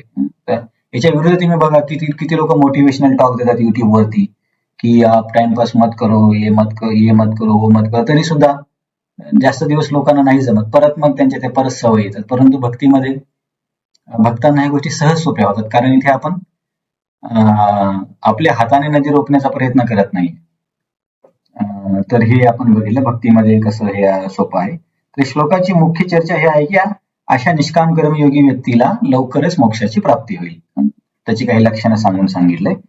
नंतर प्रभुपाद काय म्हणतात, ज्ञानी व्यक्तीबद्दल प्रभुपादांनी सांगितले, त्यांनी जितक्या प्रभावीपणे इंद्रिय वेग नियंत्रित केले आहे, तितक्या प्रभावीपणे इंद्रिय वेग नियंत्रित करण्याचे सामर्थ्य मोठ्या मोठ्या ऋषीमध्येही नाहीये. नंतर याची शास्त्रामध्ये बरेच उदाहरण आहेत. तुम्ही विश्वामित्राचं उदाहरण पण ऐकलं असेल की विश्वामित्रांनी 60,000 वर्ष तपस्या केली होती. आता कोणी म्हणतं 60,000 वर्ष तपस्या कशी केली असेल, कारण तेव्हा लोकांचं आयुष्य 1,00,000 वर्ष असायचं. तर विश्वामित्रांनी असं म्हणतात की तेव्हा त्यांनी ज्ञानयोगाच्या साहाय्याने हे प्रयत्न केले होते. तर सर्व इंद्रियांना त्यांनी थांबवून ठेवलं, परंतु केवळ मला वाटतं मेनका होती का रंभा होती? मेनका ना? हा, मेनका. तर मेनकेच्या केवळ त्या चेनच्या आवाजाने विश्वामित्र मुनी भ्रमित झाले. तर किती किती आता या व्यक्तीने सर्व काही सोडलंय, परंतु केवळ आवाजाने. आपण तर सगळं बघतोय. मेनका रंभा सगळे मोबाईल वरतीच आहेत आजकाल. सगळं फ्रीली अवेलेबल आहे. तर आपली काय परिस्थिती होणार? आणि याच्या विरुद्ध हरिदास ठाकूरांना एक स्त्री अंधाऱ्या रात्री जंगलामध्ये कोणीच नसताना त्यांच्या कुटीवरती येते. तरी सुद्धा हरिदास ठाकूर स्वतःच वाचतात असं नाही, तर तिला पण शुद्ध करतात. तुम्ही ही कथा ऐकली ना हरिदास ठाकूरांची? बाकीच्या भक्तांनी ऐकली की नाही जव्हारच्या आमच्या? तर हरिदास ठाकूर मुस्लिम परिवारामध्ये जन्मले होते, परंतु त्यांना हरे कृष्ण मंत्राचे जप करण्याचं खूप आवड होती, म्हणून त्यांना नाम आचार्य असं म्हणतात, की जप करण्याचे आचार्य. तर हरिदास ठाकूर आपण किती माळा जप करतो एका दिवसाला? 8 माळा, कोणी 16 माळा, कोणी 32, तर कोणी 2. तर हरिदास ठाकूर एका दिवसाला 192 माळा करायचे. किती? 192 माळा. तर आणि खूप महान भक्त होते, परंतु बऱ्याचदा काय होते की इतर लोकांचं थोडं भक्ताबद्दल कधी ईर्ष्या किंवा द्वेष असतोच लोकांना. तर हरिदास ठाकूरांना समाजामध्ये मान प्रतिष्ठा मिळते आणि चांगले भक्त बघून लोक एक व्यक्ती असतो, त्याचं नाव सत्यराज खान होतं. तर तो हरिदास ठाकूरांना बदनाम करण्यासाठी काय करतो की ज्या स्त्रिया असतात जे की शरीराचा व्यवसाय करतात, तर अशा स्त्रियामध्ये एक प्रसिद्ध स्त्रीला बोलून आणतो आणि तिचं नाव असतं लक्ष हिरा. लक्ष हिरा म्हणजे तिची फीस 1 लाख आता हिरे म्हणा की 1 लाख कॉईन असतील, गोल्ड कॉईन म्हणा की 1 लाख रुपये म्हणू शकतो आपण सध्याच्या करन्सीमध्ये, अशी तिची फीस असायची. तर म्हणजे एवढी जास्त फीस का, की ती सर्वात जास्त सुंदर होती म्हणून. मग लक्ष हिरेला ते म्हणतात की लक्ष हिरा, तुला मी एवढे एवढे तुला आम्ही पैसे देऊ, तू हरिदास ठाकूराला पतन करायचं किंवा पदभ्रष्ट करायचं, आणि एकदा आम्ही तुला त्याच्यासोबत पकडलं मग आम्ही त्याला पूर्ण शहरामध्ये त्याची धिंड काढू. लक्ष हिरा म्हणते ठीक आहे. तर लक्ष हिरा जाते मग हरिदास ठाकूरांकडे. हरिदास ठाकूरांची गुफा किंवा जी भजन कुटीर आहे जंगलामध्ये असते. तर लक्ष हिरा बघते की हरिदास ठाकूर तिथे जप करत आहे तुळशी वृंदावनाच्या समोर बसून. तर मग ती लक्ष हिरा विविध पद्धतीने त्यांचं लक्ष आकर्षित करण्याचा प्रयत्न करते, आवाज वगैरे करून किंवा इतर हावभाव करून. तर हरिदास ठाकूर बघतात की लक्ष हिरा आली आणि मग ते म्हणतात की तुला काय पाहिजे. तर ती सरळ सरळ बोलून टाकते की मी कशासाठी आली, म्हणजे मला पाठवलं असं म्हणत नाही, की मला तुमचा सहवास पाहिजे असं सांगते. तर हरिदास ठाकूर काय म्हणतात की ठीक आहे, मी तुझी इच्छा पूर्ण करतो, परंतु माझं एक व्रत आहे की मी 192 माळा पूर्ण केल्याशिवाय इतर काही गोष्टी करत नाही. तर तू इथे बसून राहा, मग जेव्हा माझ्या माळा पूर्ण होतील तेव्हा मी तुझी इच्छा पूर्ण करेल. मग ती म्हणते ठीक आहे. तर इथे ती बसून राहते आणि 192 माळा करायला किती वेळ लागेल? 22 तास ना. तर पूर्ण रात्रभर हरिदास ठाकूरांचा जपच चालू असतं, कारण 192 माळा संपतच नाहीत. तर असं करत करत मग सकाळचे पक्षी उडायला लागतात आणि हळूहळू प्रकाश यायला लागतो. तिला कळते की अरे लोक येतील म्हणून, मग ती निघून जाते. परत दुसऱ्या दिवशी येते. दुसऱ्या दिवशी हरिदास ठाकूर तेच म्हणतात, चालेल काही हरकत नाही, मला 192 माळा करू दे, मग मी तुझी इच्छा पूर्ण करेन. परंतु दुसऱ्या दिवशी तेच 192 माळा करण्यासाठी पूर्ण रात्र निघून जाते, रात्रभर जप चालूच. परत तिसऱ्या दिवशी येते ती लक्ष हिरा, आणि तिसऱ्या दिवशी पण हरिदास ठाकूरांचा तोच जप. तर 3 दिवस इतक्या महान संतांच्या सोबत बसून रात्रभर हरे कृष्ण मंत्र त्यांच्याकडून ऐकून हरिदास ठाकूरांवरती काही परिणाम होत नाही. लक्ष हिराच बदलून जाते आणि लक्ष हिरा शेवटी सांगते की मला माफ करा, मी तुम्हाला बदनाम करण्यासाठी इथे आले, मला सत्यराज खानने पाठवलं होतं एवढी मोठी फीस देऊन. तर हरिदास ठाकूर म्हटले, मला आधीच माहित होतं, तू जेव्हा पहिल्या दिवशी आली तेव्हाच मला माहित होती तुझं येण्याचं कारण काय आहे आणि हे द्वेषी लोक का माझ्या विरुद्ध असे करतात. परंतु केवळ तुझा उद्धार करण्यासाठीच मी 3 दिवस थांबलो आणि तुम्ही त्याच दिवशी निघून जाऊ शकलो असतो. तर तेव्हा ती लक्ष हिरा हरिदास ठाकूरांना माफी मागते आणि मग लक्ष हिरा म्हणते की मला आता तुमचं शिष्य व्हायचं आहे. तर हरिदास ठाकूर म्हणतात ठीक आहे, तू आयुष्यभर हे पापाचा व्यवसाय केलाय, तर तू काय कर, या पापापासून जी काही संपत्ती कमावली ती सर्व इतरांना दान करून टाक आणि डोक्यांवरचे केस काढ, आणि ही जी आता आश्रम मी सोडून जातोय, तर तू याच आश्रमाला स्वतःचा आश्रम बनव. इथे हे तुळशीचं वृंदावन आहे, त्याच्या समोर बसून जप करत राहा आणि तुला नक्कीच भगवंतांची प्राप्ती होईल. तर हरिदास ठाकूर तिला तिथे आपलं शिष्य म्हणून स्वीकारतात, तिला हरिनाम देतात, त्या आश्रमामध्ये ती राहायला लागते आणि हरिदास ठाकूर तिथून निघून जातात. तर कालांतराने असं होतं की ती इतकी शुद्ध होते लक्ष हिरा की लक्ष्य हिरा एक महान संत म्हणून आजूबाजूच्या सर्व परिसरामध्ये प्रसिद्ध होते, की लक्ष्य हिरा एक संत आहे, म्हणजे लोक नंतर तिचं दर्शन घ्यायला जातात. तर सांगण्याचं तात्पर्य काय आहे, की भक्तीमध्ये किती शक्ती आहे, की आपल्या विश्वामित्रांना केवळ तिच्या चैनच्या आवाजाने एवढे ते भ्रमित झाले, आणि ते हरिदास ठाकूर तर साक्षात ती स्त्री समोर उभी आहे, वेगवेगळ्या गोष्टी करते, बोलते, आणि महाराजांनी एका क्लासमध्ये खूप छान वर्णन केले, की खूप छान वातावरण होतं, इंद्रियांना उत्तेजित करणारं वातावरण होतं, रात्रीची वेळ होती, जंगल होतं, कोणीच बघायला नव्हतं, आणि ती लक्ष्य हिरा म्हणजे ती खूपच सुंदर व्यक्ती होती. तर एवढं सर्व असून सुद्धा हरिदास ठाकूर या गोष्टीपासून बचावले. का? कारण रिक्त मत येऊ नव्हते, की स्वतःच्या दोन्ही हाताने नदी थांबवण्याचा प्रयत्न आहे. कारण आपण भक्तीमध्ये जेव्हा व्यक्ती प्रयत्न करतो तेव्हा त्याला भगवंताची पण मदत असते. तसं भक्ती न करता केवळ मोटिवेशनल टॉक ऐकून वाईट सवयी सोडण्याचा प्रयत्न करणे किंवा व्यसन सोडण्याचा प्रयत्न करणे म्हणजे दोन्ही हाताने नदी थांबवण्यासारखे आहे. परंतु भक्ती करत इंद्रियांना नियंत्रित करण्याचा प्रयत्न म्हणजे वडिलांनी मागून हात लावून दगड उचलायला मदत करण्यासारखं आहे. आपल्याला वाटते की मी जप करतोय, मी साधना करतोय, याच्यामुळे सर्व काही होतं, परंतु ऍक्च्युली कृष्णच मदत करतात आपल्याला. तर हे भक्तीमध्ये भक्तीची ही खूप महानता आहे. अशी अनेक उदाहरणं आहेत, की कसे जे ज्ञानी लोकांना, योगी लोकांना शक्य नाही झालं, ते भक्तांनी, साधे साधे भक्तांनी करून दाखवलं. इस्कॉनमध्ये आपल्या राधा गोपीनाथ मंदिरांमध्ये अशी कितीतरी उदाहरणं आहेत, की भक्तांनी कशा अशा चाचण्या, अशा परीक्षांपासून स्वतःला वाचवलं.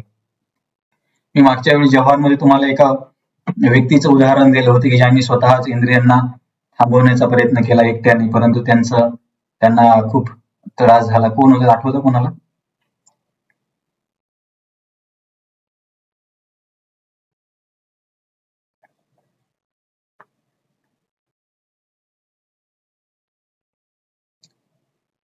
मी मागच्या गुरुवारी आलो होतो, तेव्हा आपण चर्चा केली, की एक व्यक्ती स्वतःच इंद्रिय थांबवण्यासाठी नदीमध्ये जाऊन बसतो, सत्संग एकटाच साधना करतो, किंवा योगाच्या बळावरती इंद्रियांना नियंत्रित करण्याचा प्रयत्न करतो.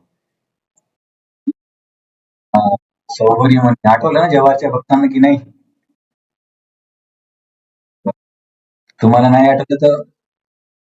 आठवलं तर माझा फायदा आहे, तोच क्लास परत परत सांगायचा, तयारी करण्याची गरज नाही. तर सौभरी मुनीच्या उदाहरणामध्ये पण आपण बघू शकतो, की एखादं कोण असा आहे व्यक्ती, की जो माशाला बघून भ्रमित होईल. आता 2 माशांना बघून भ्रमित होणं म्हणजे किती मुश्किल गोष्ट आहे ना. मासे थोडी आपल्याला समजतं, की मासे काय भांडणं करतात की काय करतायत, छोटी छोटी मासं. तर हे होऊ शकतं. तर ही उदाहरणं आहेत विश्वामित्रांची, सौभरी मुनींची. ही सर्व दाखवतात, की भक्ती विरहित स्वतःच्या बळावरच प्रयत्न करणं हे खूप कठीण आहे. असं नाही की अशक्य आहे, परंतु खूप कठीण आहे. तर विश्वामित्र मुनींना त्यांची स्टोरी आपण एखाद्या वेळेस बघूया. खूप रोमांचक स्टोरी आहे. खूप कठीण परिश्रम करून नंतर ते यशस्वी होतात. परंतु भक्तीमध्ये साधे साधे भक्त पण 2-3 सत्संग करून पण लोक म्हणतात, की आता मी चहा सोडणार, कांदा लसूण सोडणार. तर एवढी शक्ती कुठून येते? तर एवढी शक्ती येण्याचं एकच कारण आहे, की कृष्ण दगड उचलतोय, आपल्याला वाटतं की मी उचलतोय. तर ही भक्तीची शक्ती आहे. नंतर याच संदर्भामध्ये प्रभुपादांनी दुसरा एक श्लोक तात्पर्यामध्ये सांगितला. खूप सुंदर श्लोक आहे.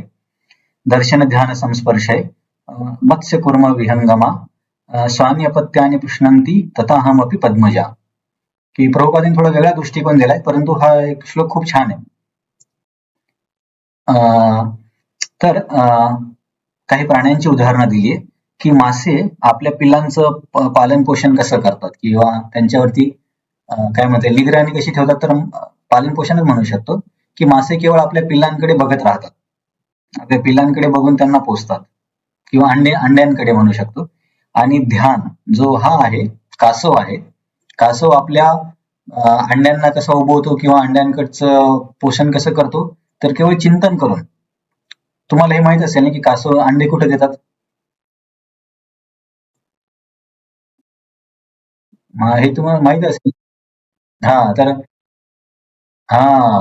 कासव जो आहे ना, समुद्राच्या रेतीमध्ये खड्डा करतो आणि तिथे अंडी देतो, आणि ते खड्डा बंद करून स्वतः निघून जातो समुद्रामध्ये. तर असं म्हटलं जाते, की तो ध्यानाने आपल्या अंड्यांचं पोषण करतो. असं कधी तुम्ही असं कधीच बघणार नाही की एखादा कासव अंड्यावरती जाऊन बसलाय, असं कधीच होत नाही.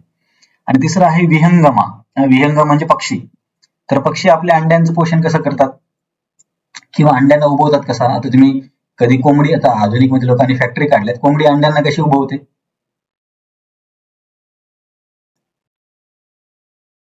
बसते ना, म्हणजे स्पर्शाच्या साहाय्याने. तर मासे जे आहेत ते केवळ दृष्टीने पोषण करतात. कासव आहे ध्यानाने पोषण करतात. आणि जे कोंबडी किंवा पक्षी आहेत ते आपल्या उभेने किंवा स्पर्शाने आपल्या पिलांचं पोषण करतात. तसेच भगवंत सांगतात की पद्मजा म्हणजे हे ब्रह्माजी, मी पण याच पद्धतीने माझ्या भक्तांचं पोषण करतो. तर प्रभुपादांनी याचं थोडं दुसऱ्या वेगळ्या दृष्टिकोनातून सांगितलंय. प्रभुपादांनी भगवंतांच्या ऐवजी भक्तांचा दृष्टिकोन घेतलाय, की जसं हे प्राणी आपल्या अंडींचं पोषण करतात, त्याचप्रमाणे कृष्ण भावनायुक्त भक्त जरी भगवत धामापासून अत्यंत दूर असला तरी तो कृष्ण भावनाभावी सेवेद्वारे सतत केवळ त्यांचे स्मरण करून भगवत धामात उन्नत होऊ शकतो. जसं की कासव केवळ अंड्यांचं स्मरण चिंतन करून त्यांची वाढ करतो असं म्हणू शकतो. तसंच भक्त जरी भगवत धामापासून आपण या जगामध्ये असं तरी भगवंतांचं स्मरण करून चिंतन करून आपण भगवत धामाची प्राप्ती करू शकतो. तर हा श्लोक बऱ्याचशा कथांमध्ये क्लासमध्ये सांगितला जातो. तर हा आहे भगवंतांचे भक्तावरील प्रेम कसं आहे. तर या तिन्ही प्रकारे मी भक्तांवरती प्रेम करतो असे भगवंत सांगतात. तर या श्लोकाचं मूळ चर्चा होती की या व्यक्तीला मोक्ष कधी मिळेल, तर अशा 3 क्वालिफिकेशन झाल्यावर त्याला लवकरच मोक्ष मिळेल. तर आपण याच्या भक्तीच्या दृष्टिकोनातून काही थोडी चर्चा केली. तर या 2 श्लोकामध्ये कोणाला काही प्रश्न आहे?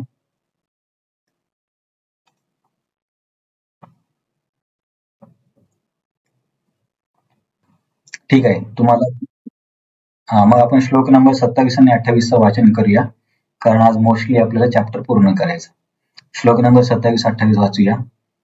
स्पर्शान् कृत्वा बहिर्बाह्यां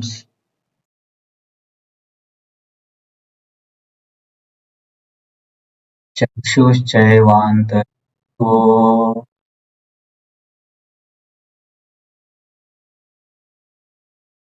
प्राणापानसमानो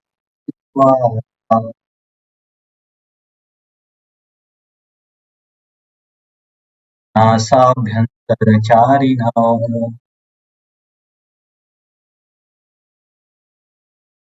यतेन्द्रियमनोबुद्धिः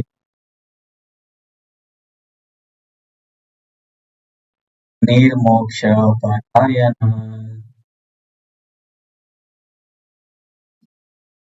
विगतेच्छाभयकृतो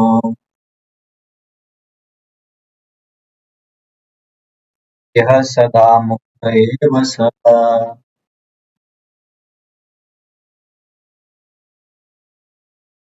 तर ठीक आहे, मी तुम्हाला एक आता प्रश्न विचारतो.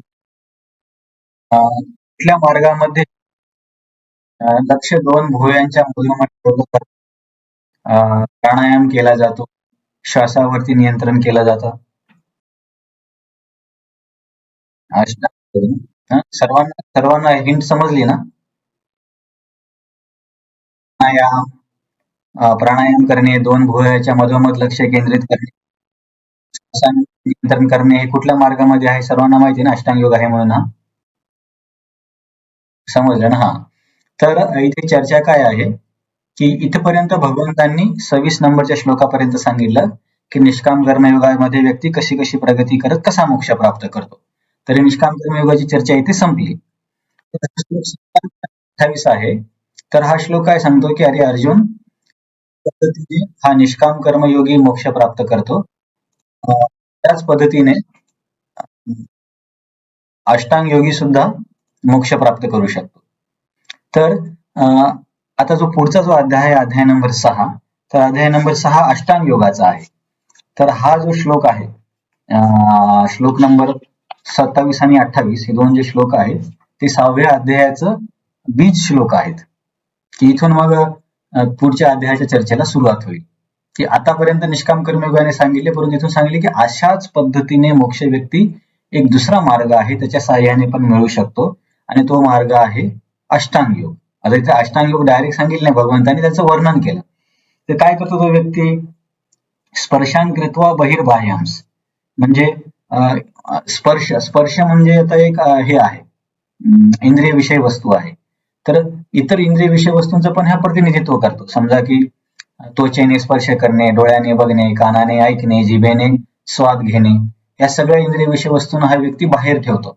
तुम्ही जर आपण दुसऱ्या स्कंदाच्या चर्चेमध्ये तुम्ही अटेंड केला असेल तर आपण तिथे खूप विस्तृत चर्चा केली. आसक्त योगी, अनासक्त योगी, क्रममुक्ती वगैरे. त्याच्यामध्ये आपण 8 अंगांची पण चर्चा केली. यम, नियम, प्राणायाम, यम, नियम, आसन, प्राणायाम, प्रत्याहार, ध्यान, धारणा, समाधी, हे 8 अंग बघितले. तर प्रत्याहारामध्ये हा व्यक्ती या इंद्रियांना विषय वस्तूंपासून दूर ठेवतो.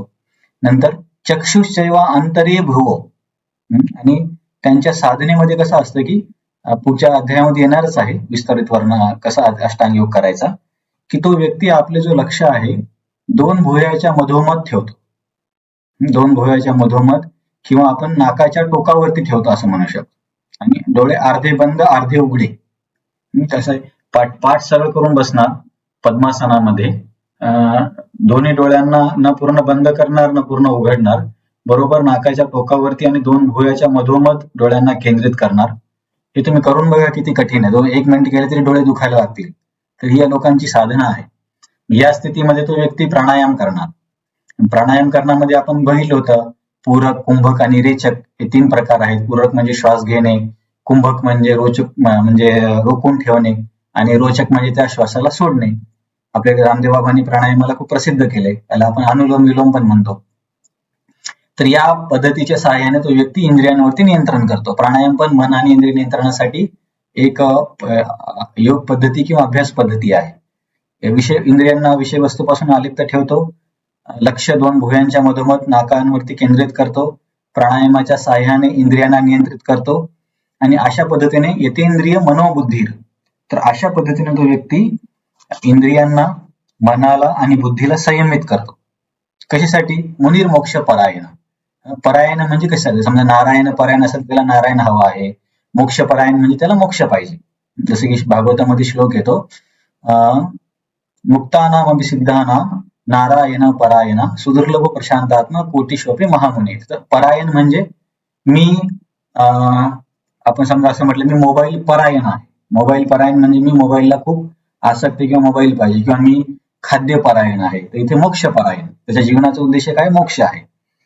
तर मोक्ष ध्येय ठेवून हा व्यक्ती विगतेच्छा भय क्रोधो.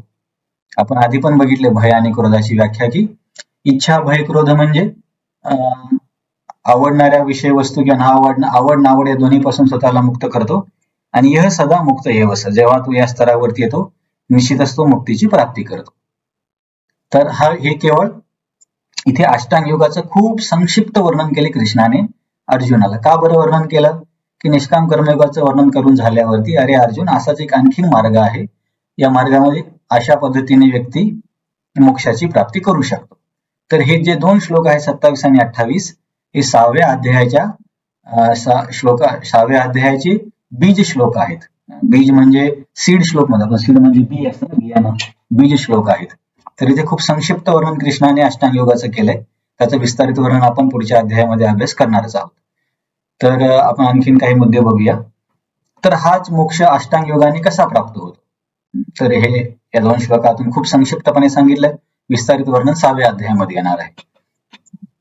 तर आपण पुढे अभ्यास करणारच आहोत. तर आपण जो आधी अभ्यास केला त्याच्यावरती मी तुम्हाला प्रश्न विचारतो. हृदय शुद्ध करण्यासाठी कुठला मार्ग आहे? अगदी बरोबर. ज्ञानयोगाने शुद्ध होतं का?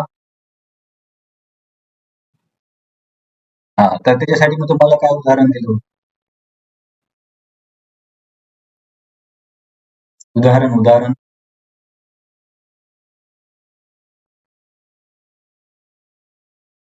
कदाचित उदाहरण आठवणार नाही, बराच वेळ झाला. मी तुम्हाला म्हटलं होतं ना, की एखाद्या व्यक्ती समजा IIT ला गेला आणि IIT ला जाऊन तो जर म्हणत असेल मला 10वीचं गणित शिकवा, तर त्याला IIT मध्ये 10वीचं गणित शिकवलं जाईल का? नाही. तर त्याच्याकडून अपेक्षित करून तो इथे आला पाहिजे. तसं ज्ञानयोगाची पात्रताच अशी आहे की हृदय शुद्ध पाहिजे, म्हणजे ज्ञानयोगामध्ये हृदय शुद्ध होत नाही. तर निष्काम कर्मयोग झाल्यावरती व्यक्तीकडे किती ऑप्शन आहेत?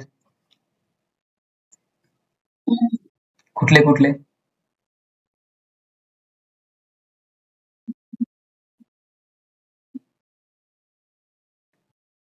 हे खूप खूप छान सांगितलं तुम्ही. तर संन्यासालाच आपण ज्ञानयोग पण म्हणतो. तर निष्काम कर्मयोग करून जेव्हा व्यक्तीचं हृदय शुद्ध होतं, एक तर तो तसाच निष्काम कर्मयोग करू शकतो वेगवेगळ्या कारणांसाठी, उदाहरण दाखवण्यासाठी किंवा इतर काही कारण असेल, आणि त्याद्वारे त्याला मोक्ष मिळू शकतो, किंवा तो संन्यास घेऊ शकतो आणि आपल्या विहित कर्माचा त्याग करून ज्ञानयोग करू शकतो आणि पण मोक्ष मिळू शकतो, किंवा तो अष्टांग योग करू शकतो आणि अष्टांग योगाच्या सहाय्याने पण मोक्ष मिळू शकतो. तर हे 3 त्याला ऑप्शन आहेत. तर इथं मुख्य गोष्ट काय आहे की निष्काम कर्मयोग हा हृदय शुद्धीकरणासाठी अत्यावश्यक आहे. परंतु भक्तांना गरज आहे का याची? हे लक्षात ठेवा. भक्तांना गरज नाही, कारण भक्ती योग स्वतः शुद्ध करते. आपण हरदास ठाकूर यांचे आताच उदाहरण बघितलं. तर हे निष्काम कर्मयोगाद्वारे हृदय शुद्ध होतं, आणि जेव्हा हे हृदय शुद्ध होतं तेव्हा व्यक्ती ज्ञानयोग करू शकतो, आणि ज्ञानयोगाच्या सहाय्याने त्याला आत्मसाक्षात्कार होतो, जसं आपण आता चर्चा केली. परंतु परमात्मा साक्षात्कार ज्ञानयोगाने होतो का, किंवा निष्काम कर्मयोगाने होतो का? कोण सांगेल? परमात्मा साक्षात्कारासाठी कशाची गरज आहे? आपण चर्चा केली ना, की तद्बुद्ध सदात्मान निष्ठ परायण, त्या श्लोकामध्ये, की त्याच्या साधनेमध्ये जी भक्ती आहे ती त्याला परमात्मा साक्षात्कार करून देते. त्याच्यामध्ये विद्या अविद्या भरपूर आपण चर्चा केली. मग जेव्हा परमात्मा साक्षात्कार होते तेव्हा व्यक्तीला मोक्ष मिळते. तुम्हाला मी स्लाइड एक्सप्लेन करतोय. तर इथे अभ्यास करण्याचा मुद्दा काय आहे, की शुद्धीकरणासाठी निष्काम कर्मयोग आणि भक्तियोग हे दोनच मार्ग आहेत. ज्ञानयोग आणि अष्टांगयोग हृदय शुद्ध करू शकत नाहीत, कारण त्यांची पात्रताच आहे की आधीच हृदय शुद्ध पाहिजे. आणि निष्काम कर्मयोग करून हृदय शुद्ध झालेल्या व्यक्तीकडे 3 चॉईस आहेत. निष्काम कर्मयोग करणे, किंवा ज्ञानयोग स्वीकारणे, किंवा अष्टांगयोग स्वीकारणे. आणि या तिन्ही साधनेच्या सहाय्याने तो आत्मसाक्षात्कारापर्यंत जाऊ शकतो. परंतु समोर त्याला परमात्मा किंवा ब्रह्म साक्षात्कारासाठी त्याच्या साधनेमध्ये जी भक्तीचा जो लेश आहे तीच त्याला मदत करणार, आणि त्या साक्षात्काराच्या सहाय्याने त्याला मोक्ष मिळणार. तर आता मला सांगा, तर अष्टांग योग करण्याच्या आधी व्यक्तीला काय करावं लागेल? अष्टांग योग स्वीकारण्याच्या आधी मग हृदय शुद्ध करण्यासाठी काय करावं लागेल? निष्काम कर्म. तर आपण पुढच्या अध्यायामध्ये अभ्यास करणार आहोत सुरुवातीच्या श्लोकांमध्ये, की अष्टांगयोगी व्यक्तीला आपण सुरुवातीला निष्काम कर्मयोग करावाच लागतो. म्हणून कदाचित कृष्णाने म्हणून सर्व झाल्यावरती सांगितलं असेल की निष्काम कर्मयोगाच्या नंतर अष्टांग. तर पुढच्या अध्यायामध्ये ही चर्चा येईल की कसा अष्टांग योगीला पण सुरुवातीच्या स्टेपवरती निष्काम कर्मयोग करावाच लागतो. तर आता अष्टांग योगाचं थोडक्यात वर्णन इथे आपण बघितलं. अष्टांग योगामध्ये व्यक्ती काय करतो? मनाला विषय वस्तूपासून अलिप्त करतो. नंतर नजर 2 भुयांच्या मधोमध ठेवतो, ही त्याची साधना आहे. प्राणायाम करतो, इंद्रिय मन आणि बुद्धीला त्या प्राणायामाच्या सहाय्याने नियंत्रित करतो, आणि मोक्षासाठी नेहमी साधना करतो. आणि अशी साधना करत करत जेव्हा इच्छा भय आणि क्रोधापासून मुक्त होतो तेव्हा त्याला तो नित्य मुक्त होतो, किंवा त्याला मोक्षाची प्राप्ती होते. तर हे अष्टांग योगाचं खूप सारांशामध्ये वर्णन आहे. तुम्हाला जर हे बेसिक गोष्टी समजल्या, निष्काम, ज्ञान, अष्टांग, शुद्ध, अशुद्ध, तर पुढच्या अध्यायामध्ये आपण लवकर गोष्टी शिकू शकतो. तर आता आपण समोर जाऊया. तर मला एक सांगा, की इंद्रिय आपल्या मनामध्ये प्रवेश करतात म्हणजे काय होतं नेमकं? कसे प्रवेश करतात? तुमची अंडरस्टँडिंग काय आहे इंद्रिय मनांमध्ये प्रवेश करणे म्हणजे?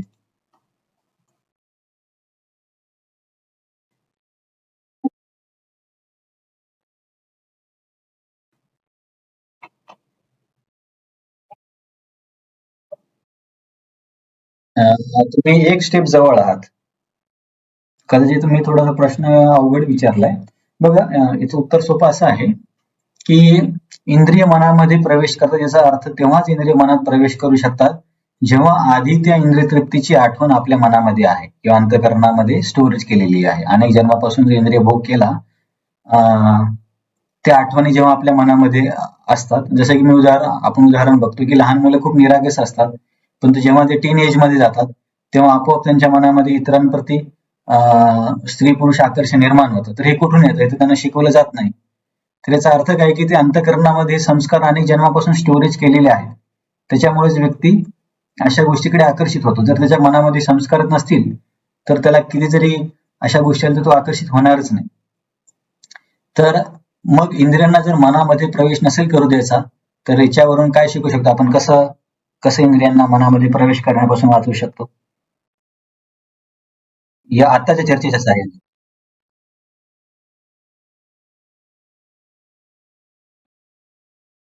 बघा मी तुम्हाला परत एक्सप्लेन करतो. आपण अनेक जन्मापासून जी इंद्रिय तृप्ती केली आहे, बघणे, स्पर्श करणे, खाणे, ऐकणे, ह्या आठवणी आपल्या अंतःकरणामध्ये किंवा सूक्ष्म शरीरामध्ये साठवल्या जातात आणि ते सूक्ष्म शरीर आत्म्यासोबत प्रवास करत राहतं आणि जेव्हा आपण मनुष्य शरीरामध्ये आलो तर त्या इंद्रिय तृप्तीच्या आठवणी परत आपल्याला मनात त्या विषय वस्तूकडे ओढून घेतात किंवा ती विषय वस्तू आपल्या मनामध्ये प्रवेश करते. मग जर आपल्याला पूर्णपणे विषय वस्तूला मनामध्ये प्रवेश करण्यापासून रोखायचं असेल तर काय केलं पाहिजे या चर्चेवरून? हा, भक्ती तर अल्टिमेट आन्सर आहे. परंतु इतक्या तुम्ही सगळे करेक्ट आन्सर देताय, पण तुम्हाला इतके उच्च स्तरावरचे उत्तर मी जे तुम्हाला हा ठीक आहे, तुम्ही खूप कठीण कठीण विचार करताय. मी तुम्हाला खूप सिंपल एक्सप्लेनेशन दिलं की इंद्रिय तृप्तीच्या आठवणीमुळे इंद्रिय विषय वस्तू मनामध्ये प्रवेश करतात. तर त्यांना मनात प्रवेश नाही करू द्यायचा असेल तर काय करावं लागेल? हा, त्याला दुसऱ्या शब्दात काय सांगता येईल? काय ते? सहन नाही, नाही. ते सगळं तुमचं करेक्ट आहे. सगळे उत्तर करेक्ट आहे. परंतु मी ही जी एक ओळ बोलतोय त्या ओळीवरती सांगा. बाकी सर्व विसरून जा. इंद्रियाच्या आठवणीमुळे विषय वस्तू मनात प्रवेश करतात. तर ठीक आहे. तर मी सांगतो. अगदी बरोबर. तर ह्या आठवणी पुसून टाकाव्या लागतील. अरे लिहिलंय का? हां. तर ह्या आठवणी आपल्याला पुसून टाकाव्या लागतील. जसं की समजा कॉम्प्युटरमध्ये तुम्ही डाटा भरलाच नाहीये. समजा काही पिक्चरचे गाणे तुम्ही कॉम्प्युटरमध्ये स्टोरेज केले नाही आणि तुम्ही ते कितीतरी सर्च केला आणि जर कॉम्प्युटरमध्ये स्टोरेज केलं नसेल तर ते गाणं आपल्याला दाखवणार का कॉम्प्युटर? नाही का? जे जे स्टोरेज नाही ते कसं काय दाखवेल? किती तुम्ही मोबाईलमध्ये सर्च करा, ते सांगणार this file is not found. की तुमच्या डिव्हाइसमध्ये ही फाईल नाही आहे. तर आणि तुमची जी सर्वांची उत्तर आहेत ती उत्तरं बरोबर आहे, की भक्ती करणे, जप करणे त्याच्या सहाय्याने आठवणी विसरणार आहेत. परंतु मी तुम्हाला डायरेक्ट शेवटची स्टेज सांगितली, की ह्या आठवणी विसरल्या की आपल्याला याच्यापासून आपण वाचू शकतो. नंतर अ, हे एक वर्णन दिलं तात्पर्यामध्ये, की डोळे अर्धे बंद का केले जातात आणि अर्धे का उघडे ठेवले जातात? तुम्हाला काय वाटतं का करत असेल योगी असे?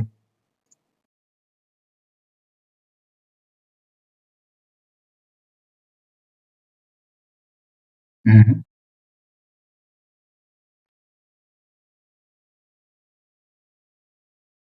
तर हेच आचार्यांनी आणि प्रभुपादांनी पण तात्पर्यामध्ये स्पष्टीकरण दिलंय. तर सांगण्याचं तात्पर्य बघा किती कठीण मार्ग आहे. तुम्ही स्वतः करून बघा. डोळ्यांना आपण म्हणतो ना काही-काही लोकं असे ते कॉमेडी करतात. तर 2 डोळे असे गोल करून एक बुबुळांना एका साइडला घेतात. तर तुम्ही तसं करून बघा. एक पण करणं खूप कठीण आहे. तर अष्टांग योगाची साधना किती अवघड असेल आणि जन्मोजन्मी करायची ही साधना. तर त्याच्यामध्ये ते बिचारे पूर्ण डोळे उघडू पण शकत नाहीत. कारण पूर्ण डोळे उघडले तर परत मासे दिसतील, प्राणी दिसतील किंवा आपल्याकडे टीव्हीवरची स्क्रीन दिसेल, तिकडे लक्ष जाईल. आणि पूर्णपणे डोळे पण बंद करू शकत नाही. कारण डोळे बंद केले की लगेच झोप येते. तर याच्यामुळे त्या व्यक्तीला डोळे अर्धे उघडे आणि अर्धे बंद ठेवावे लागतात.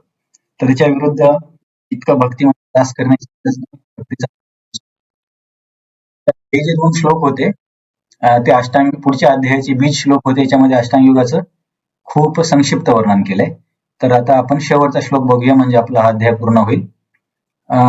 आतापर्यंत चर्चेमध्ये कोणाला काही प्रश्न आहे?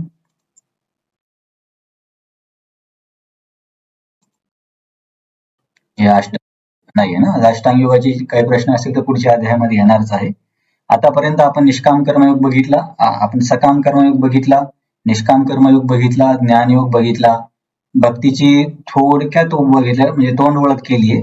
भक्तीचं जास्त वर्णन 7व्या श्लोक अध्यायामधून येईल आणि अष्टांग योगाबद्दल आपण पुढच्या अध्यायामध्ये बघणार आहोत. तर गीतेमध्ये सर्वच योग आहेत. तर हा शेवटचा श्लोक आपण अभ्यास करूया. चालेल ना? आणखी एक 10-15 मिनिटं? ठीक आहे.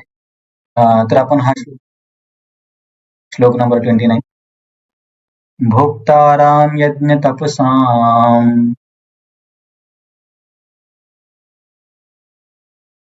सर्वलोक महेश्वरम्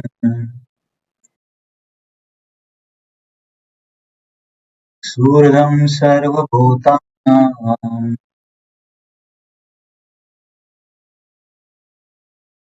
त्वामां शान्तिमृच्छति.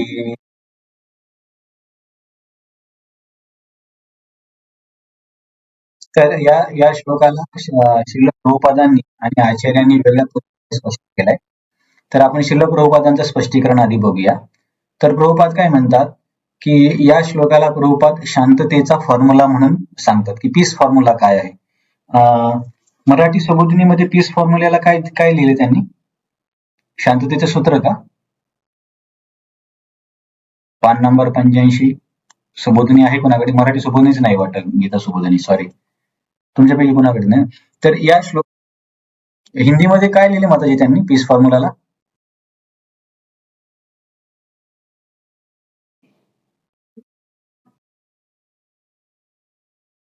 शांतीसूत्र, शांतीसूत्र. तर या श्लोकाला प्रभुपाद शांतीसूत्र म्हणतात की व्यक्तीला आयुष्यामध्ये शांततेने जीवन जगण्यासाठी काय समजून घेण्याची गरज आहे. तर हा श्लोक जर समजला आणि याला जर आयुष्यामध्ये उतरवलं तर व्यक्ती शांततेने आयुष्य जगू शकतो. तर काय समजून घ्यायचंय? भोक्ता आराम. कृष्णाबद्दल 3 गोष्टी समजून घ्यायच्यात. कृष्ण भोक्ता आहे.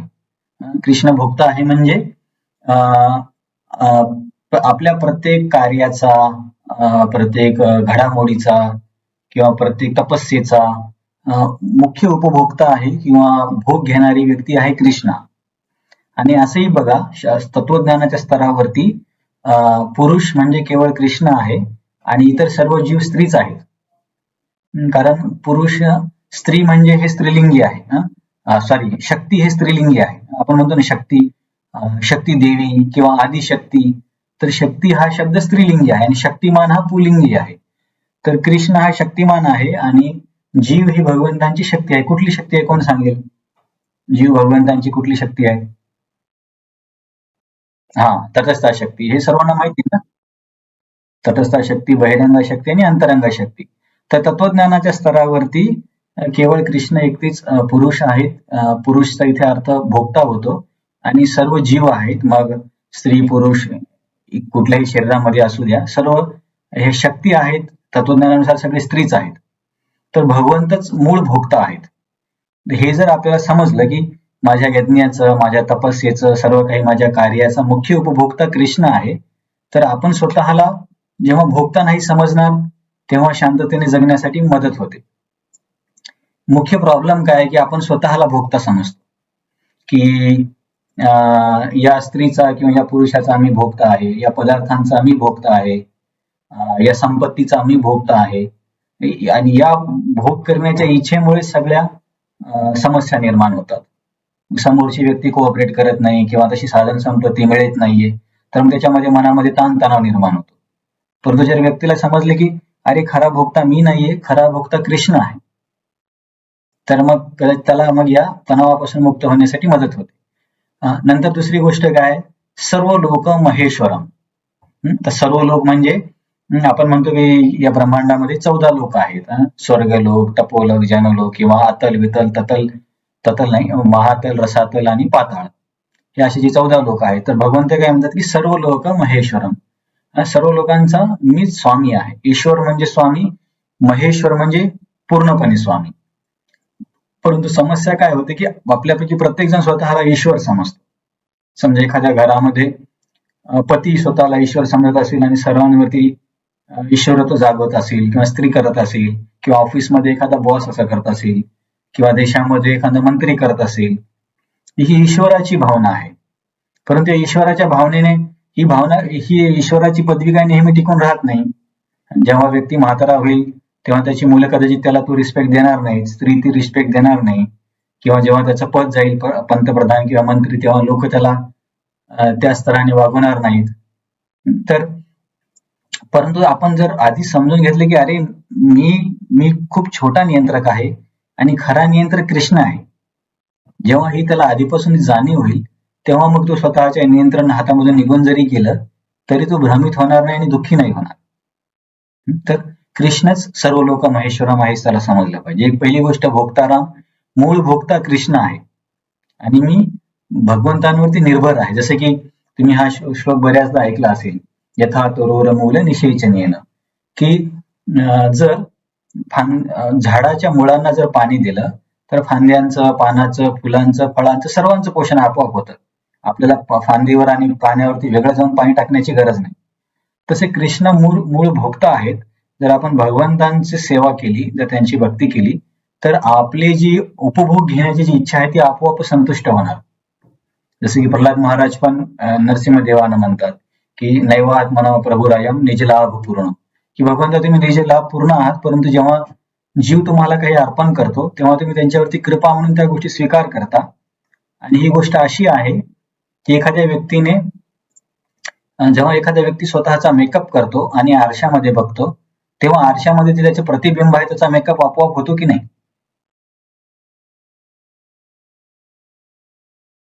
होतो ना. असं आहे का की आपण आरशाला वेगळं काहीतरी कलर लावणार, पावडर लावणार किंवा त्याला काही टिकली लावणार. आपण स्वतःला टिकली लावली म्हणजे आरशातलं जे प्रतिबिंब आहे ते आपोआप डेकोरेट होणार.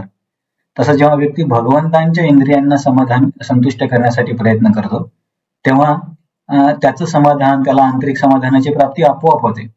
परंतु स्वतःला जर भोगता समजायला लागेल आणि स्वतंत्र उपभोग करण्याचा प्रयत्न करेल तर तो जीवनभर निराशच राहील. नंतर भगवंत पूर्ण नियंत्रक आहेत ही जर भावना त्याला समजणार नाही आणि स्वतः नियंत्रण करण्याचा प्रयत्न करेल, तर एक तर कोणी आजकाल कोणाचं ऐकून घेत नाही आणि जास्त दिवस हे टिकणार नाही. आणि जेव्हा पद निघून जाईल तेव्हा ते टॉलरेट करायला खूप कठीण जाईल. आणि तिसरी गोष्ट आहे सुहृदम सर्वभूताना. कृष्ण केवळ भोक्ता आहेत आणि स्वामी नाहीत, तर सर्वांची सुहृद आहेत. सुहृद म्हणजे मित्र, सर्वात जवळचा मित्र. बघा आता जसं तुम्ही ऐकलं असेल की प्रत्येकाच्या हृदयामध्ये आत्मा आणि परमात्मा असतो. तर हे जे भगवंताचं परमात्मा स्वरूप आहे ते मनुष्यांमध्ये पण आहे, गाय, बैल, प्राणी, डुकरा, कुत्तर किंवा अमिबा, बॅक्टेरिया सर्वांच्या आत्म्यासोबत भगवंत आहेत. म्हणजे याच्यापेक्षा जास्त जवळचा मित्र कोण असणार? की भगवंत असं म्हणत नाहीत की अरे हा जो ऍक्टर आहे खूप सुंदर दिसतो, मी त्याच्या हृदयामध्ये राहतो. आणि हे जे डुक्कर आहे ते घाणीमध्ये लोळतं, त्याच्या हृदयामध्ये मी नाही राहत. असे भगवंत कधीच जीवाला सोडत नाहीत. अनेक जन्म केवळ वाट बघतात की हा जीव कधी माझ्याकडे वळेल. तर सर्वात जास्त सुहृद किंवा सर्वात जवळचे मित्र हे भगवंत आहेत. या 3 गोष्टी जर व्यक्तीला समजल्या तर त्याला काय होतं, ज्ञात्वा मां शांतीम रिच्छति. या गोष्टींचं ज्ञान झालं तर त्याला आयुष्य हे शांततेने आणि समाधानाने जगण्यासाठी मदत होईल. तर हा प्रभुपाद पीस फॉर्म्युला सांगतात. कृष्णाबद्दल 3 गोष्टी समजून घ्यायचे. कृष्णच परमभोक्ता आहे. किंवा हे पण उदाहरण दिलं जातं की जर आपण पोटाला अन्न पुरवलं तर हात, पाय, कान, नाक, डोळे यांचं आपोआपच पोषण होतं. परंतु आपण डाळ घेतली आणि डोळ्यात टाकली तर डोळ्याचं पोषण नाही होणार, डोळे खराब होतील. किंवा केक घेतला आणि चेहऱ्याला लावला. आता लोक बर्थडे मध्ये करतात की चेहऱ्याला केक लावतात. परंतु जोपर्यंत तो केक पोटात जाणार नाही तोपर्यंत चेहऱ्याचं पोषण नाही होणार. तसंच भगवंतांच्या इंद्रियांना समाधानी करण्यासाठी जोपर्यंत आपण प्रयत्न नाही करणार तोपर्यंत आपल्याला ही समाधानाची भावना कधीच येणार नाही आयुष्यामध्ये. कारण हे शक्यच नाहीये. तसं जसं पोटा वाचून इतर तर किती जरी अन्न टाकलं तर काहीच फायदा नाही, उलट अपाय होईल. तर 3 गोष्टी समजल्या पाहिजे. कृष्ण परमभोक्त आहे, कृष्ण सर्व स्वामी आहे, मी दास आहे, मी उपभोग्य आहे, मी भोग नाही, मी भोगी नाहीये आणि भगवंत माझे परम मित्र आहेत. या 3 गोष्टी जर व्यक्तीला समजल्या तर तो खूप शांततेने आणि समाधानी आयुष्य जगू शकतो. नंतर हे प्रभुपादांचं अँगल होतं समजावून सांगण्याचा. याच्यामध्ये कोणाला काही प्रश्न आहे?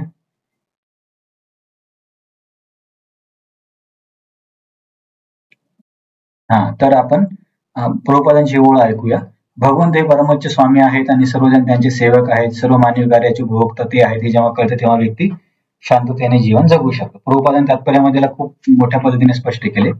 आता आपण आचार्यांनी या श्लोकाला कशा पद्धतीने समजावून सांगितले त्याच्याबद्दल थोडंसं बघूया. त्यांचा व्ह्यू कसा आहे तो. तर विश्वनाथ ठाकूर काय सांगतात की भोक्ताराम यज्ञ तपसा, की जे हे कर्मी लोक आहेत, कर्मी म्हणजे सकाम कर्मी लोक किंवा निष्काम कर्मी पण म्हणू शकतो, ते यज्ञ करतात. पुत्र कामेष्टी यज्ञ, स्वर्ग कामेष्टी यज्ञ जे काही आहे. आणि त्या यज्ञाचा मुख्य भोक्ता कोण असतो? कोण सांगेल यज्ञामध्ये मुख्य भोक्ता कोण आहे? हा, बरोबर. हे कुठे शिकलो आपण, कोणाला आठवतं?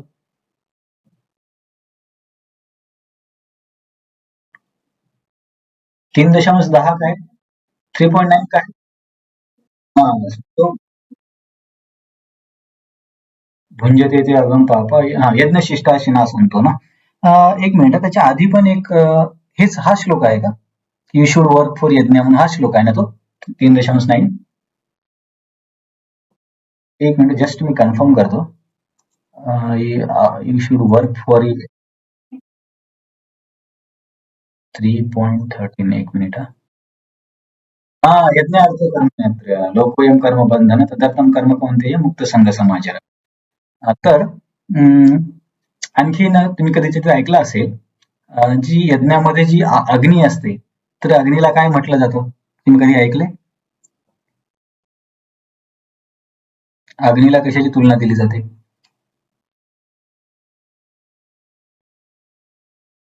ठीक आहे, ही यज्ञाची जी अग्नी आहे त्याला भगवंतांचे जिव्हा असं म्हटलं जातं की भगवंत चेतन स्वीकारतो. जरी यज्ञ इंद्रांसाठी असेल किंवा गणपतीसाठी असेल किंवा इतर कुठल्या देवतेसाठी असेल तर शेवटची जी आहुती आहे ती मुख्य जो भोक्ता आहे तो विष्णूच असतो. त्याच्यामुळे भोक्ताराम यज्ञ या शब्दाचा अर्थ होतो की कर्मी लोक यज्ञाच्या साह्याने भगवंतांची आराधना करतात किंवा हे त्यांच्या यज्ञभूक हे भगवंत आहेत. त्यांच्या यज्ञाचे मुख्य भोक्ता जे आहे ते भगवंत आहेत. ते यज्ञाच्या साह्याने भगवंतांची आराधना करतात आणि त्यांच्या आराधनेचे विषय भगवंत आहेत. हे कर्मीसाठी. नंतर हे जे ज्ञानी लोक आहेत ते तपस्या करतात. तर भोक्ताराम यज्ञ झालं तपस्या. तपस्या हे ज्ञानमार्गांचं एक अंग आहे. वेगवेगळ्या प्रकारच्या तपस्या हे ज्ञानी लोक करतात. तर ते तपस्येचे पण भोक्ता जे आहेत ते भगवंतच आहेत. आणि सर्व लोक महेश्वर, तर सर्व जगाचे महेश्वर किंवा स्वामी आहेत ते भगवंतांचं परमात्मा स्वरूप आहे. आपण आधी पण चर्चा केली होती की परमात्माच आपल्या इच्छांची पूर्तता करतात किंवा समोर पण चर्चा येईल. उपद्रष्टा हनुमंताच भरता भोक्ता महेश्वर परमात्मेची चापितो देहेस्मिन पुरुष पर. तर स्वामी हे परमात्मा आहेत. तर परमात्मा जाणण्यासाठी कुठल्या मार्गामध्ये लोक साधना करतात?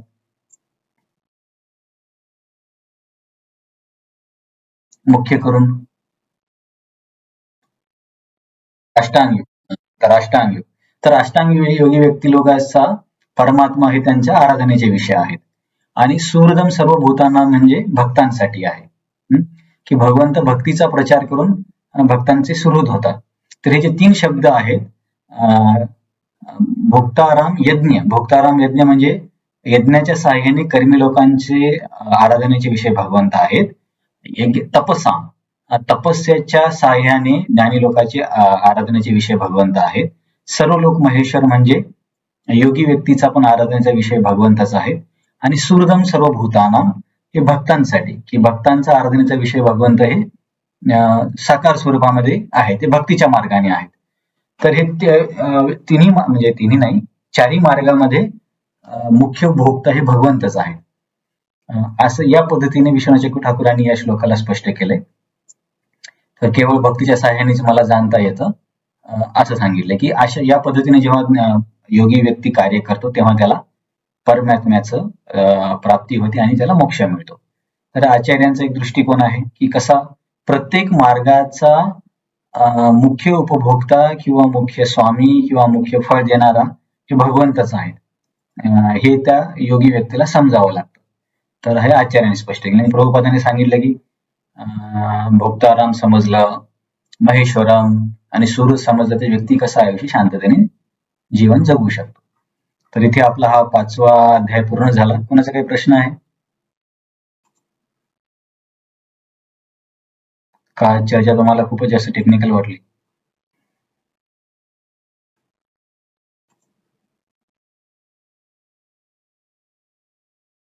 Thank you simple.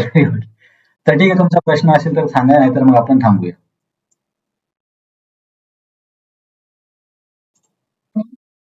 कोणाचा प्रश्न